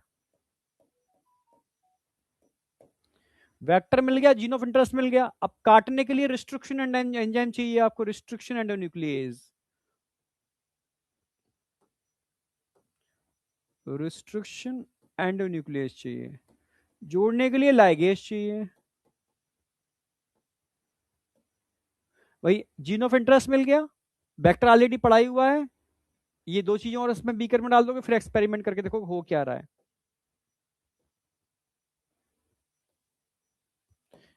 दो तरीके के केस मिलेंगे आपको उस पूरे बीकर में, दो तरीके के केस। भाई पहले क्या होगा, ये रिस्ट्रिक्शन एंजाइम, मान लो ये रिस्ट्रिक्शन एंजाइम, तुम बताओ कौन सा रिस्ट्रिक्शन एंजाइम ले लूं यहां पर, बाम H1 ले लूं, साल ले लूं, पेस्ट ले लूं, या ये ले लूं पीवीयू फर्स्ट।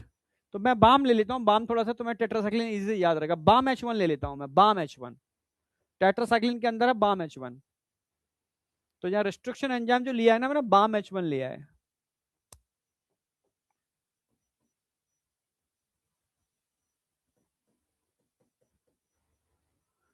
बाम H1 क्या काम करता है, टेट्रासाइक्लिन, क्योंकि ये भाई पीवीआर 322 है, मतलब पीवीआर 322 के पास दो एंटीबायोटिक रेजिस्टेंट जीन है, एक है टेट्रासाइक्लिन रेजिस्टेंट जीन,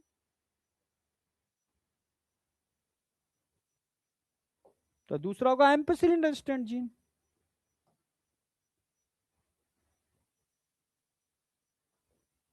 हमने एम्पिसिलिन को नहीं छेड़ा, हमने टेट्रासाइक्लिन को छेड़ा है। टेट्रासाइक्लिन को छेड़ेंगे तो टेट्रासाइक्लिन कट लग जाएगा सबके अंदर। ये टेट्रासाइक्लिन बाम H1 ले रहे हो तो बिल्कुल एक्सपेरिमेंट एकदम प्रैक्टिकली, कुछ भी इसमें याद करने का नहीं है, जो समझा है उसको मैं एक्सपेरिमेंटल करके दिखा रहा हूं बिल्कुल।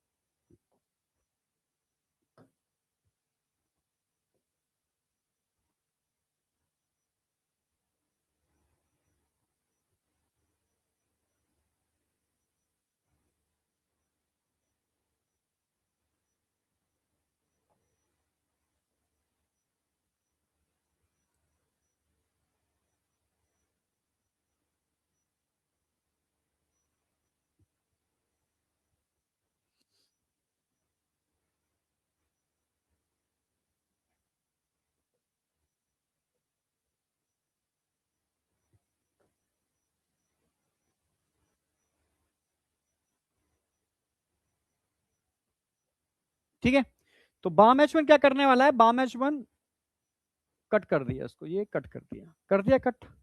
जहां जहां टेट्रासाइक्लिन था उड़ा के कट कर दिया बाम H1 ने, मैं लिख भी दे रहा हूं, ये टेट्रासाइक्लिन है और कौन सा एम्पिसिलिन है, ये तो TET है, TET, ये है AMP। आपको एकदम क्लियर रहेगा, हर चीज क्लियर रहेगी। तो बाम H1 ने क्या काम कर दिया, कट मार दिया, जहां जहां लगाया वहां कट मार दिया। अब लाइगेज और जीन ऑफ इंटरेस्ट की बारी, जीन ऑफ इंटरेस्ट दिखाता हूं आपको, जीन ऑफ इंटरेस्ट का कलर चेंज करते हैं। अब जीन ऑफ इंटरेस्ट ये था आपका इस कलर का, ये जीन ऑफ इंटरेस्ट है, ये जीन ऑफ इंटरेस्ट है।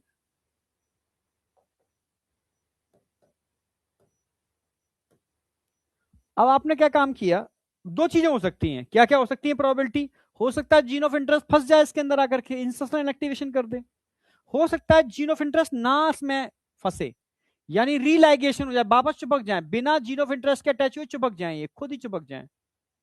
दो केस हो सकते हैं। पहला केस क्या हो सकता है? पहला केस है कि लाइगेज जीन ऑफ इंटरेस्ट का चिपकते ही लाइगेज चिपका देगा इसको।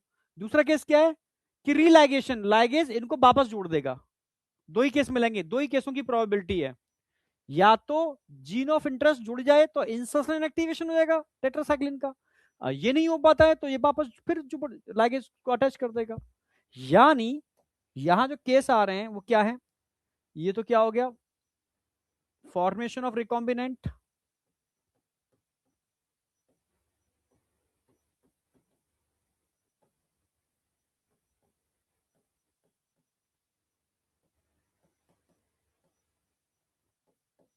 और दूसरा केस क्या आएगा? रीलाइगेशन।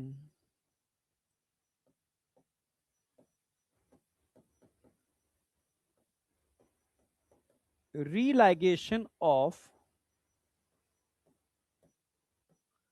Tetracycline resistant gene. रीलाइगेशन का मतलब होता है वापस से चिपक जाना, वापस से चिपक जाना।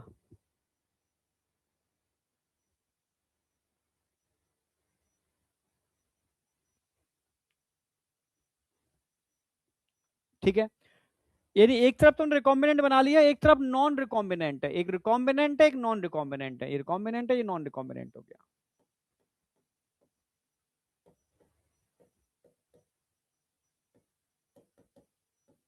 पर आपको नहीं पता क्या चल रहा है अंदर। आपने तो क्या काम किया, एक बीकर में सारे PBr322 डाल दिए और इन तीनों को भी डाल दिया ऐसे ही बस, और आपने शेकिंग करके छोड़ दिया है। रिएक्शन चल रही है अंदर, अंदर क्या क्या प्रोबेबिलिटी हो रही होंगी, या तो ये हो रहा बनना होगा या ये बन रहा होगा, बस और कोई तीसरी प्रोबेबिलिटी नहीं है। ये चीज समझ में आई या नहीं समझ में आई? अरे बाम H1 को रिप्रेजेंट कर तो दिया, बाम H1, बाम H1 को क्या रिप्रेजेंट करना? टेट्रासाइक्लिन के अंदर बाम H1 होता है, बस ऐसे याद रखो।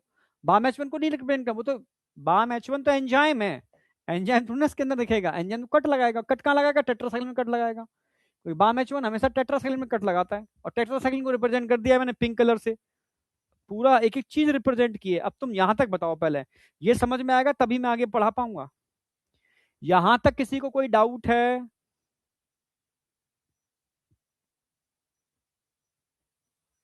यहां तक क्लियरिटी चाहिए, बिल्कुल क्लियरिटी। भाई एक बीकर लिया मैंने, बीकर में PBr322 मैंने डाल लिए सारे खोल करके वेक्टर, और एक पैकेट के अंदर मेरे पास जीन ऑफ इंटरेस्ट था, वो भी डाल दिया मैंने उस बीकर में। फिर मैंने रिस्ट्रिक्शन एंडोन्यूक्लियेज बाम H1 डाल दिया, और लाइगेज भी डाल दिया, कुछ समय के लिए छोड़ दिया।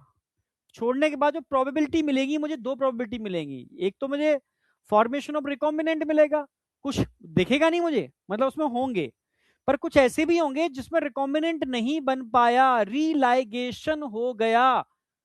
ठीक है, नहीं नॉन रिकॉम्बिनेंट भी मिलेंगे, यानी रिकॉम्बिनेंट और नॉन रिकॉम्बिनेंट दोनों मिल रहे हैं इस बीकर के अंदर, पर मुझे नहीं पता क्या है, कौन सा रिकॉम्बिनेंट है कौन सा नॉन रिकॉम्बिनेंट है। यहां तक क्लियर है? यहां तक कोई डाउट है तो मुझे बताओ। नो डाउट, बहुत बढ़िया।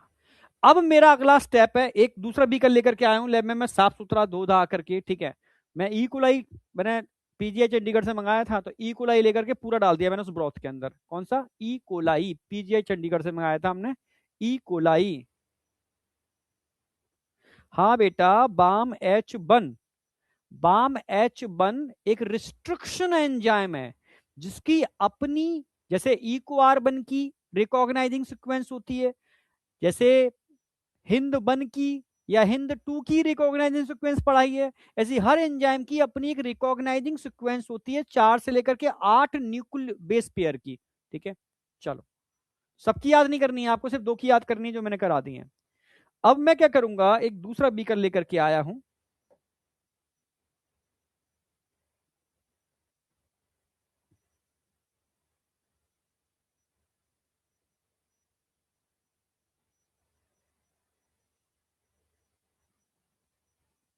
इस बीकर में कोलाई है। कौन है कोलाई?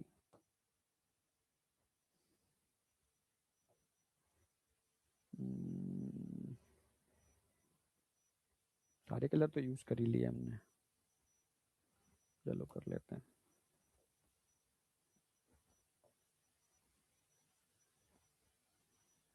ओके,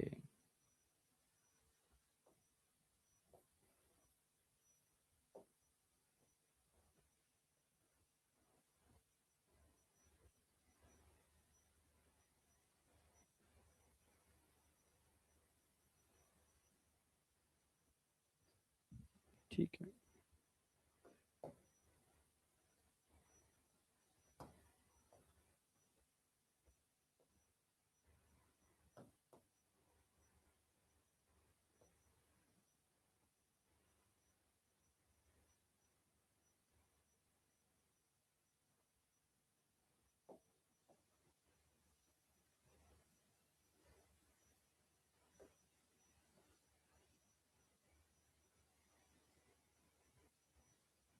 ये बीकर है, बीकर के अंदर कौन पड़े हुए हैं? E coli.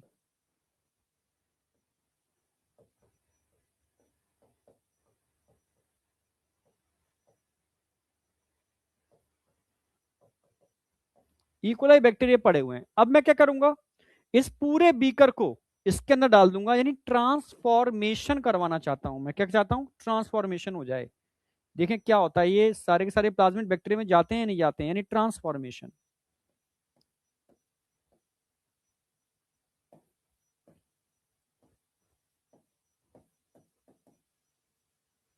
अब मैं क्या कराऊंगा? ट्रांसफॉर्मेशन की प्रक्रिया कराऊंगा, यानी इन सब को इसमें डालने की कोशिश करूंगा, उठा करके डाल दूंगा ऐसे। अब क्या होगा, तीन केस आएंगे। हो सकता है किसी के अंदर कुछ भी ना जाए, हो सकता है। हो सकता है किसी के अंदर ये चला जाए, हो सकता है किसी के अंदर ये चला जाए। प्रोबेबिलिटी है, ठीक है। मैं बना के दिखा दे रहा हूं। तीन केस मुझे नजर आएंगे आगे जाकर के।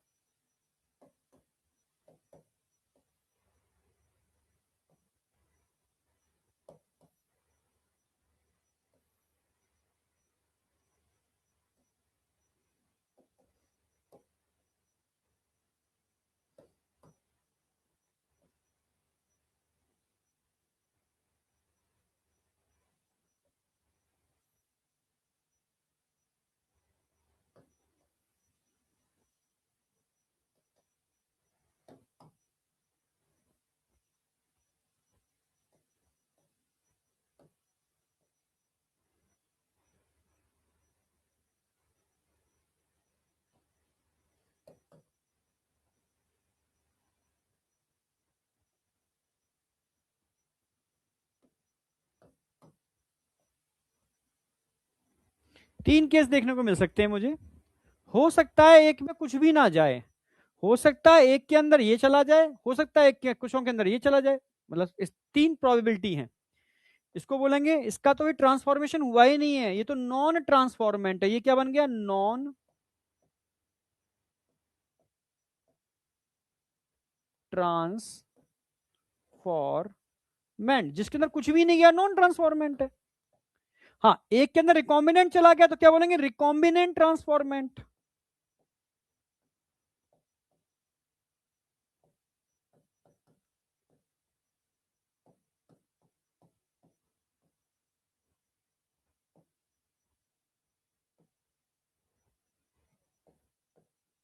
एक में नॉन रिकॉम्बिनेंट गया है तो नॉन रिकॉम्बिनेंट ट्रांसफॉर्मेंट।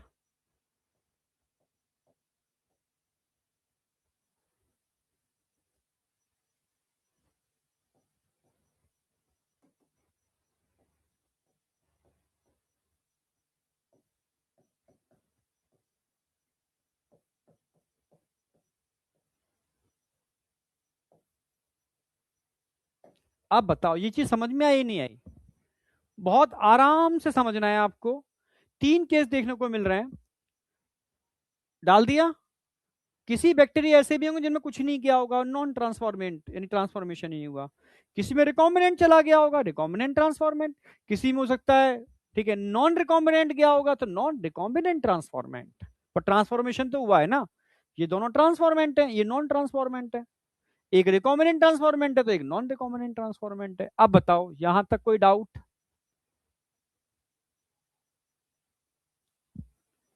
निखिल बेटा, बहुत फास्ट पढ़ने का तुझे शौक है ना, निखिल लिख रहा है फास्ट पढ़ाओ फास्ट। अरे तुम ये तो करते हो ना तुम। आज की डेट में सब्र पेशेंस है ही नहीं, तभी फिर पंचवर्षीय योजना बनती है।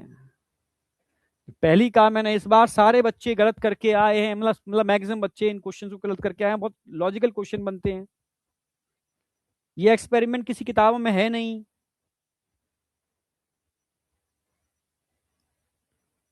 बनाए हुए एक्सपेरिमेंट है सारे के सारे, समझ लो अच्छी तरीके से। और ऐसा भी नहीं नीट में क्वेश्चन नहीं आता, इस बार क्वेश्चन भी आया नीट में, उसमें भी निखिल लिख रहा है भाई फास्ट पढ़ाओ। जब जो चीज सीरियस होगी मेरी स्पीड बहुत स्लो हो जाएगी, जहां फास्ट होगा मैं फास्ट कर दूंगा, ऑल ओवर मैं कवर करके चलूंगा, ठीक है। अब अगला स्टेप है कि तुम लिख भी रहे हो, इसलिए अगला स्टेप है भाई, तीन कंडीशंस मुझे मिल गई हैं। अब मैं, पर मुझे दिख कुछ भी नहीं रहा है, मुझे पता कुछ भी नहीं है क्या है क्या नहीं, इसको देखने के लिए मैं देखना चाहता हूं, तो मुझे रेप्लिका लगाना पड़ेगा। क्या लगाना पड़ेगा? रेप्लिका। अब मैं लगाऊंगा रेप्लिका, अगली स्लाइड में रेप्लिका।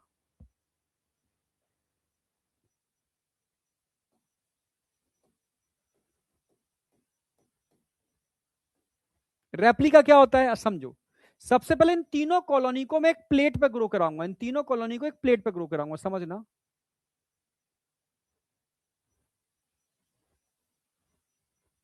प्लेट क्या होती है सर, बताता हूं मैं। ये एक प्लेट होती है,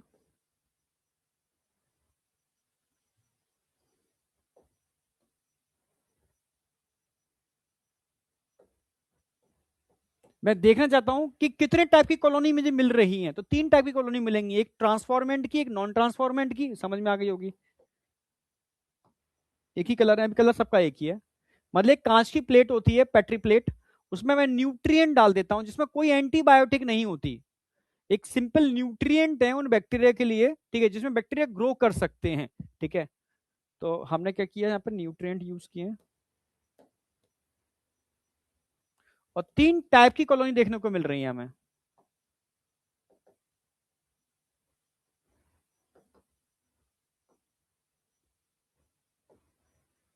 अरे यार, चलो भर देते हैं ये गलत। तीन टाइप की कॉलोनी देखने को मिल रही है। पहली कॉलोनी क्या होगी, हम लिख दे रहे हैं इसमें, मान लो नॉन ट्रांसफॉर्मेंट।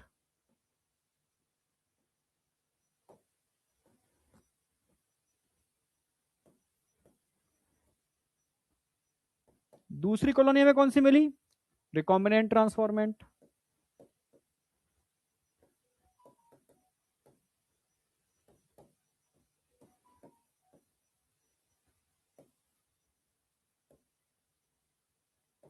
तीसरी कॉलोनी कौन सी मिली हमें, non recombinant transformant.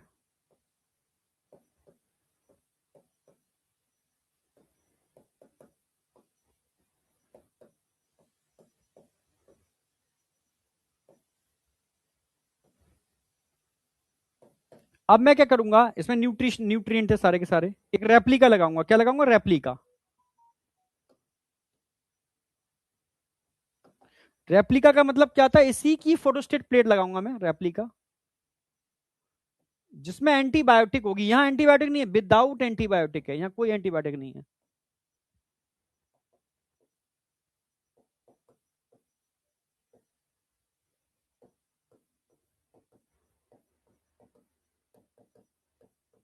Without antibiotic का मतलब है अभी इसमें सारे बैक्टीरिया ग्रो करेंगे। अब मैं दो प्लेट ले रहा हूं, दो रेप्लिका लगा रहा हूं, रेप्लिका मतलब फोटोस्टेट, सेम प्लेट होंगी, इन कॉलोनी को हम ट्रांसफर करेंगे उन प्लेट्स के अंदर, ठीक है। एक प्लेट उठा ली हमने, एक और उठा ली हमने, समझना। इस वाली प्लेट के अंदर मैं डालूंगा एम्पसिलिन,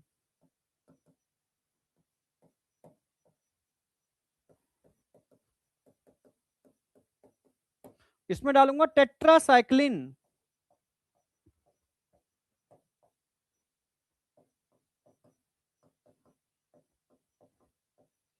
एक में टेट्रासाइक्लिन और एक के अंदर एम्पसिलिन, दो मैंने प्लेटें ले ली, ठीक है, समझना अच्छी तरीके से। अब क्या करने वाला हूं, इसमें एम्पसिलिन डली हुई है, इसमें टेट्रासाइक्लिन डली हुई है। अब तुम बताओ तुम बताओ भाई, एम्पिसिलिन के जीन को हमने छेड़ा है क्या? नहीं। टेट्रासाइक्लिन का छेड़ा है, ठीक है भाई। यहां तो कोई भी ड्रग रेजिस्टेंट पावर ही नहीं है। पहले वाले में कोई ड्रग रेजिस्टेंट पावर ही नहीं है। दूसरे वाले के अंदर एम्पिसिलिन के अंदर रेजिस्टेंस पावर है, और तीसरे वाले के अंदर दोनों जीन ठीक है। समझना मेरी बात।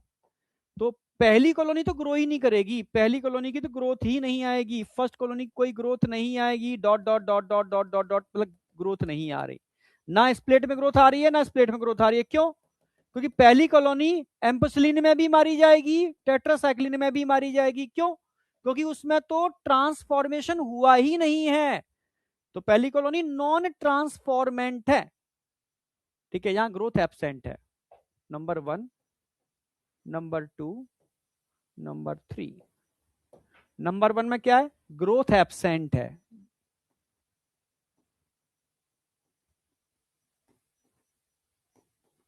ग्रोथ एब्सेंट क्या बता रही है? ग्रोथ एब्सेंट बता रही है, नंबर 1 ग्रोथ एब्सेंट क्या बता रही है? ग्रोथ एब्सेंट बता रही है कि दोनों में ही ग्रोथ एब्सेंट है, यहां भी ग्रोथ नहीं है, ग्रोथ एब्सेंट। आपसे पूछा जाएगा कि दोनों प्लेटों में अगर बैक्टीरिया की ग्रोथ नहीं हो रही, रिजल्ट क्या निकल रहा है इसका, कि ये क्या है भाई? दोनों में ग्रोथ नहीं हो रही है तो क्या है ये? नंबर 1 क्या है आप बताओ?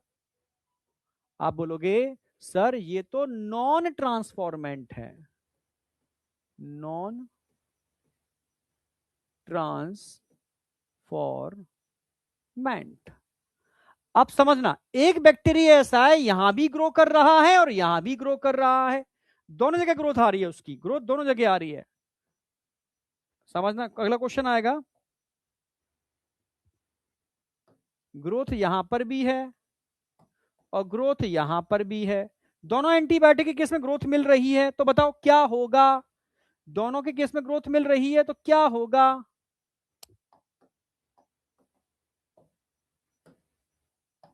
दोनों के केस में ग्रोथ आ रही है इसकी थर्ड वाले की, तो क्या होगा? तीसरा वाला क्या होगा जरा बताओ, थर्ड।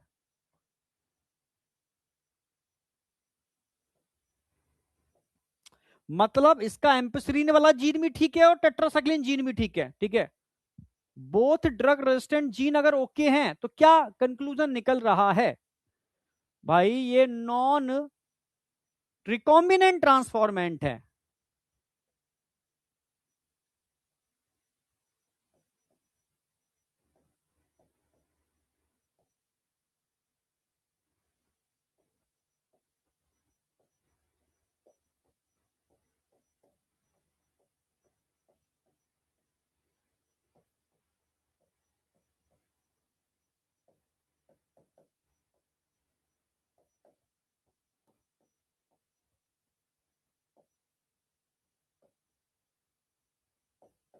अगर एम्पिसिलिन में ग्रोथ आ रही है, एम्पिसिलिन में तो ग्रोथ आ रही है भाई, एक की एम्पिसिलिन में तो आ रही है, नंबर 2 वाले की, पर टेट्रासाइक्लिन में ग्रोथ नहीं आ रही। यस, यहां तो ग्रोथ आ रही है पर यहां पर ग्रोथ नहीं आ रही।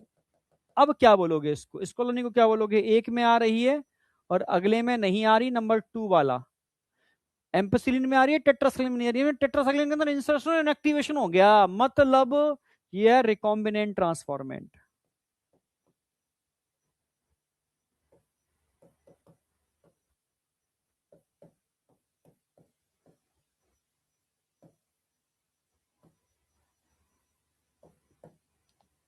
समझे?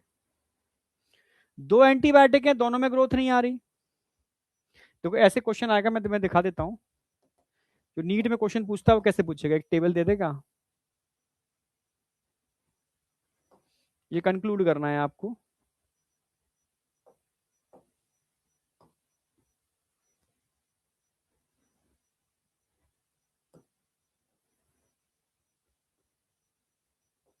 ठीक है, यहां पर मैं लिखता हूं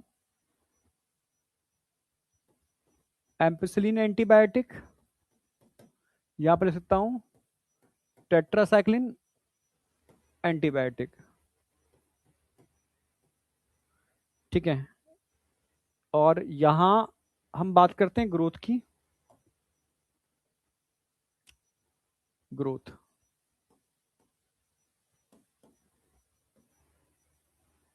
ग्रोथ यहां पर एब्सेंट है, ग्रोथ यहां पर भी एब्सेंट है, पहला केस।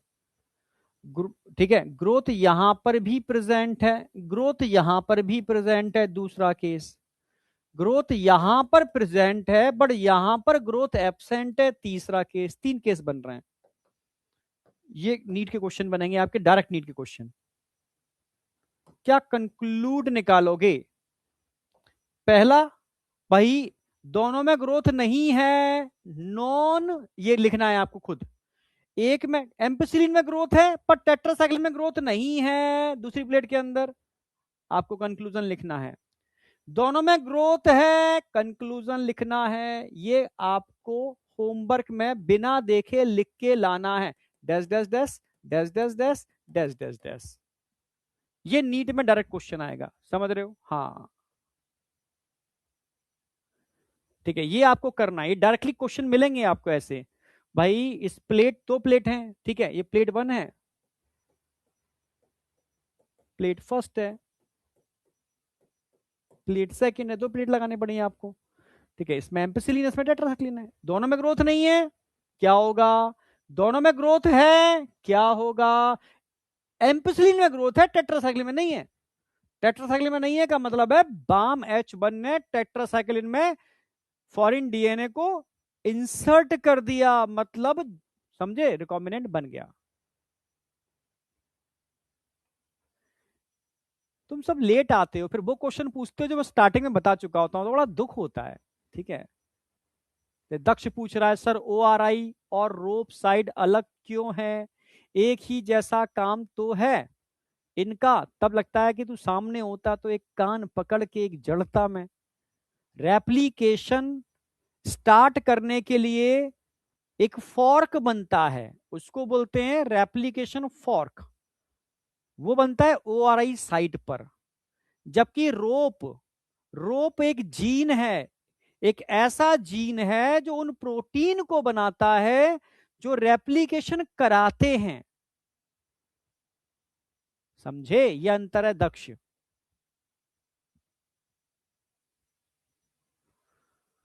भाई कुछ बच्चों का बीकर फूट गया, सर पकड़ के बैठेंगे, कोई नहीं।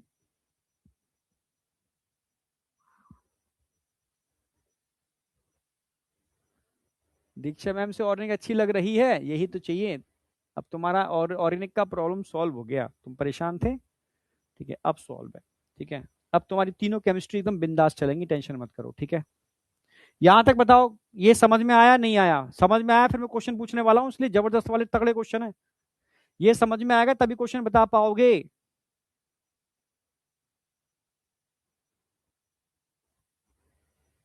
अच्छा, अंकुश ने कटोरी में कर लिया एक्सपेरिमेंट, डंडा पड़ेगा, कटोरी में कर लिया एक्सपेरिमेंट।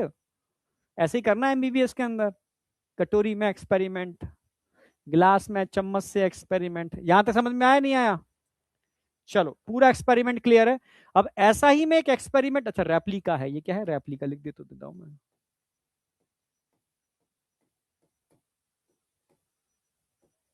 रेप्लिका, रेप्लिका का मतलब है इसी की हमने दो फोटोस्टेट प्लेटें बना दी, पर एक में एम्पिसिलिन थी, एक में टेट्रासाइक्लिन थी, बस ये अंतर है। So it's called replica experiment. ठीक है, अब मैंने बहुत मतलब बेसिक से समझाया है, बिल्कुल ऐसे एक्सपेरिमेंट करके दिखाया है जैसे रियल में तुम लैब में कर रहे हो। एग्जैक्ट वही, वही लैब में ऐसा चौड़ा सा एक बड़ा सा बीकर होता था, उसमें ये करते थे, छोटे छोटे बीकर होते थे, इनमें ये करते थे, फिर ये एक्सपेरिमेंट लगते थे। यहां तक तो कुछ पता ही नहीं चल रहा, यहां तक कुछ नहीं मालूम पड़ रहा, यहां तक इतना मालूम पड़ा तीन टाइप की कॉलोनी है। अब यहां आके आप क्लैरिफाई कर पाए कि आपके काम की कॉलोनी कौन सी है, कॉलोनी नंबर 2। इसको आप यूज करोगे कहां पर, इस कॉलोनी को कहां पे यूज करोगे? निकाल करके बड़े स्केल पर ग्रोथ कराओगे इस कॉलोनी की, क्योंकि इसी के अंदर एक्चुअल में आपका रिकॉम्बिनेंट है जो आपको बड़े स्केल पर आपके प्रोडक्ट को आपको ला करके देगा। ठीक है, ये वो है। आ जाओ अब क्वेश्चन की बात कर लेते हैं। अच्छा,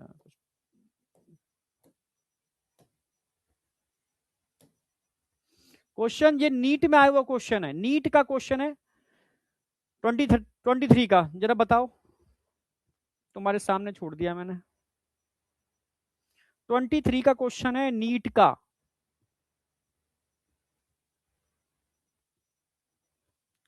आज इसकी प्रैक्टिस कर लेना, तभी कल दूसरा एक्सपेरिमेंट करा पाऊंगा। गैप रखना दोनों एक्सपेरिमेंट के बीच में, जिससे प्रैक्टिस अच्छे से कर पाओ। ठीक है, क्योंकि कल वेडनेसडे है, तो कल मैं ये पूरा करा दूंगा, और अगली एक क्लास के अंदर चैप्टर एंड हो जाएगा। पूरा प्रोसेस एक ही क्लास में कराऊंगा मैं, सिंगल क्लास में पूरा प्रोसेस हो जाएगा। अच्छा, ए लगा रहे हो। Choose the correct pair from the following. ठीक है, ligase join the 2 DNA molecule.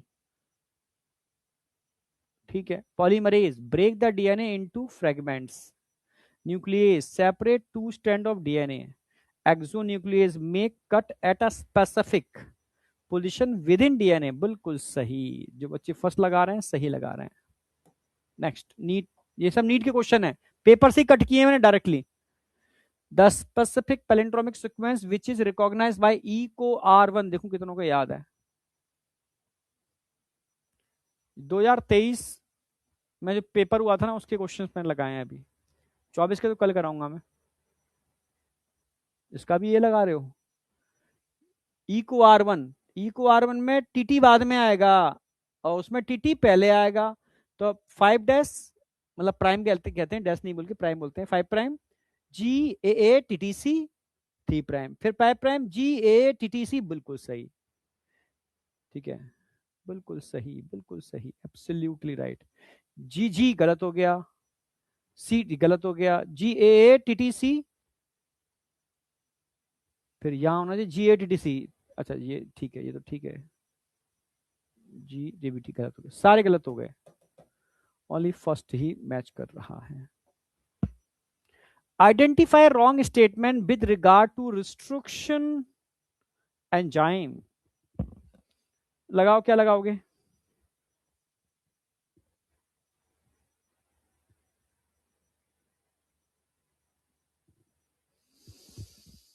Wrong ढूंढना है बेटा।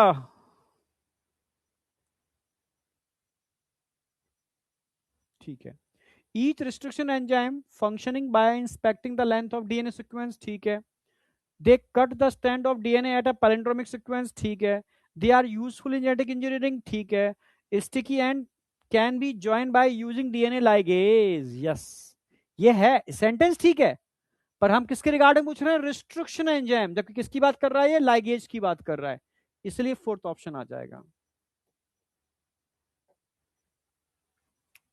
अच्छा, नीट 19 का है फॉलोइंग स्टेटमेंट। ठीक है, describe the characteristic feature of enzyme restriction and nucleus, identify the incorrect. Incorrect, incorrect बताओ इसमें, इनकरेक्ट स्टेटमेंट। द एंजाइम का DNA molecule eight identify position within DNA. The enzyme bind DNA at a specific site and cut only one of 2 strands. The enzyme cut the sugar phosphate backbone at a specific site on each strand. The enzyme recognize a specific palindromic nucleotide sequence in DNA. Yes, absolutely. One of 2 strand नहीं होता, दोनों stand पर cut लगाता है। Second option आ जाएगा wrong के अंदर। ठीक है, okay. The figure below is diagrammatically representation of E. coli vector. ठीक है, which one of the following even correctly, जरा बताओ। पूछा करेक्टली आइडेंटिफाई पूछा है इन्होंने। E को PBR 322, हिंद थर्ड, E को R1 सेलेक्टेबल मार्कर हैं।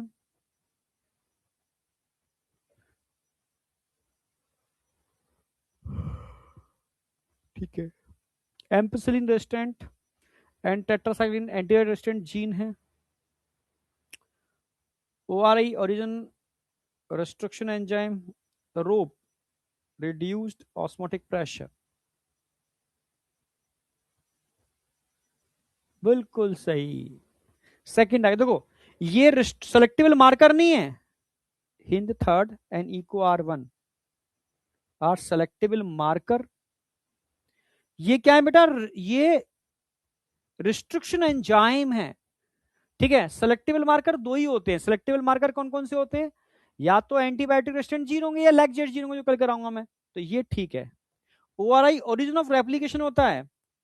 रोप, ठीक है, ध्यान रखना है आपको, ये रिड्यूस ऑस्मोटिक प्रेशर नहीं बोलोगे, इसको बोलोगे आप ठीक है। इसकी फुल फॉर्म में बताता हूँ। रोप की full form, ROP code for the protein involved in the replication of plasmid, replication of plasmid. ROP ROP का मतलब क्या था? रेप्लीकेशन ऑफ प्लाज्मिड दे रखा है, replication of plasmid.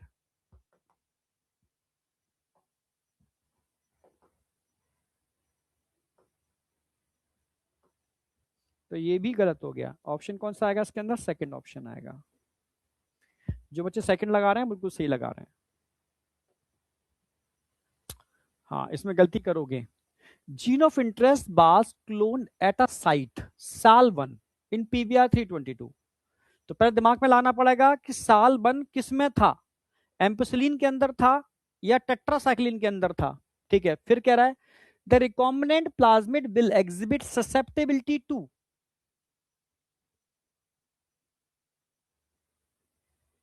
The gene of interest was cloned at a site Sal 1 in PVR 322। ठीक है, वहां पर क्लोन्ड हो गया। अब बताओ रिकॉम्बिनेंट प्लाज्मिड, ठीक है, विल एग्जिबिट ससेप्टेबिलिटी टू, किसके लिए ससेप्टेबल होगा? बताओ। गलती करोगे, मैं पहले कह दे रहा हूं, गलती करोगे।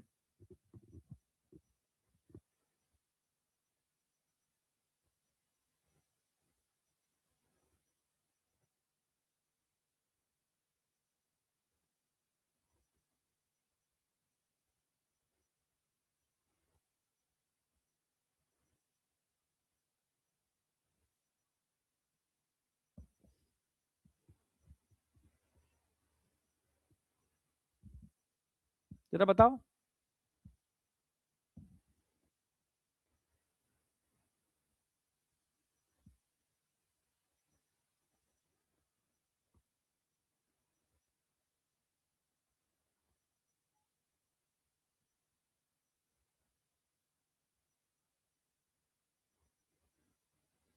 मैंने कहा गलती करोगे।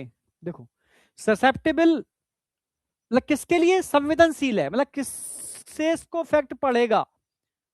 ससेप्टेबिलिटी का मतलब है किसके लिए वो संवेदनशील है, मतलब किससे ऊपर मतलब मारा जाएगा। टेट्रासाइक्लिन से, क्योंकि टेट्रासाइक्लिन का क्या हो गया इंसर्शन, क्योंकि साल 1 किसके अंदर होता है? टेट्रासाइक्लिन के अंदर ही तो साल 1 होता है। साल 1 टेट्रासाइक्लिन में होता है, और बाम H1BC के अंदर होता है। फर्स्ट ऑप्शन आ जाएगा। ससेप्टेबल किसके लिए होगा? टेट्रासाइक्लिन के लिए। गलती तो हो गया, मैं कह तो रहा हूं ना, गलती करेगा। ठीक है, गलती हो गया तो गलती करेगा इसलिए। ठीक है,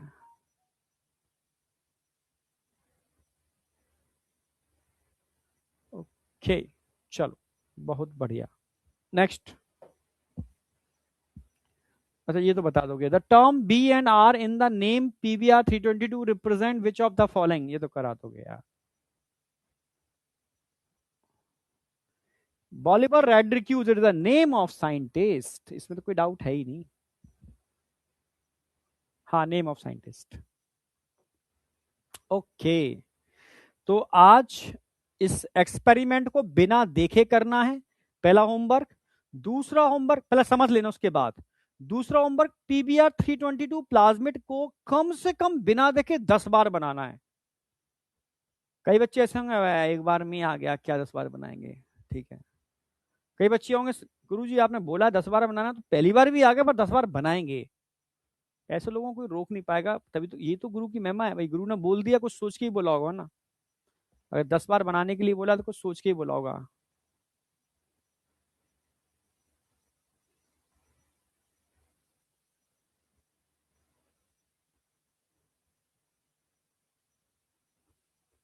यहां तो कोई डाउट?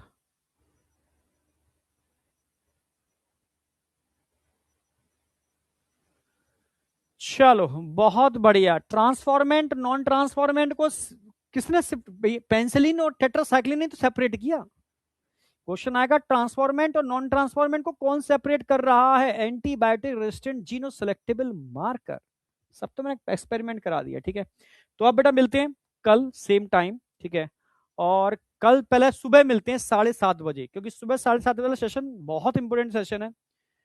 क्योंकि रिवीजन तुम कर रहे हो, और रिवीजन के संग एक अपना एनालिसिस भी करनी है, पर वो एनालिसिस ऐसी नहीं है, वो मतलब थोड़ी सी प्रॉपर वो क्वेश्चंस हैं जिन पर नीट पे आने की तो नीट रेप्लिका मैं ऐसे ही नहीं बोल रहा हूं।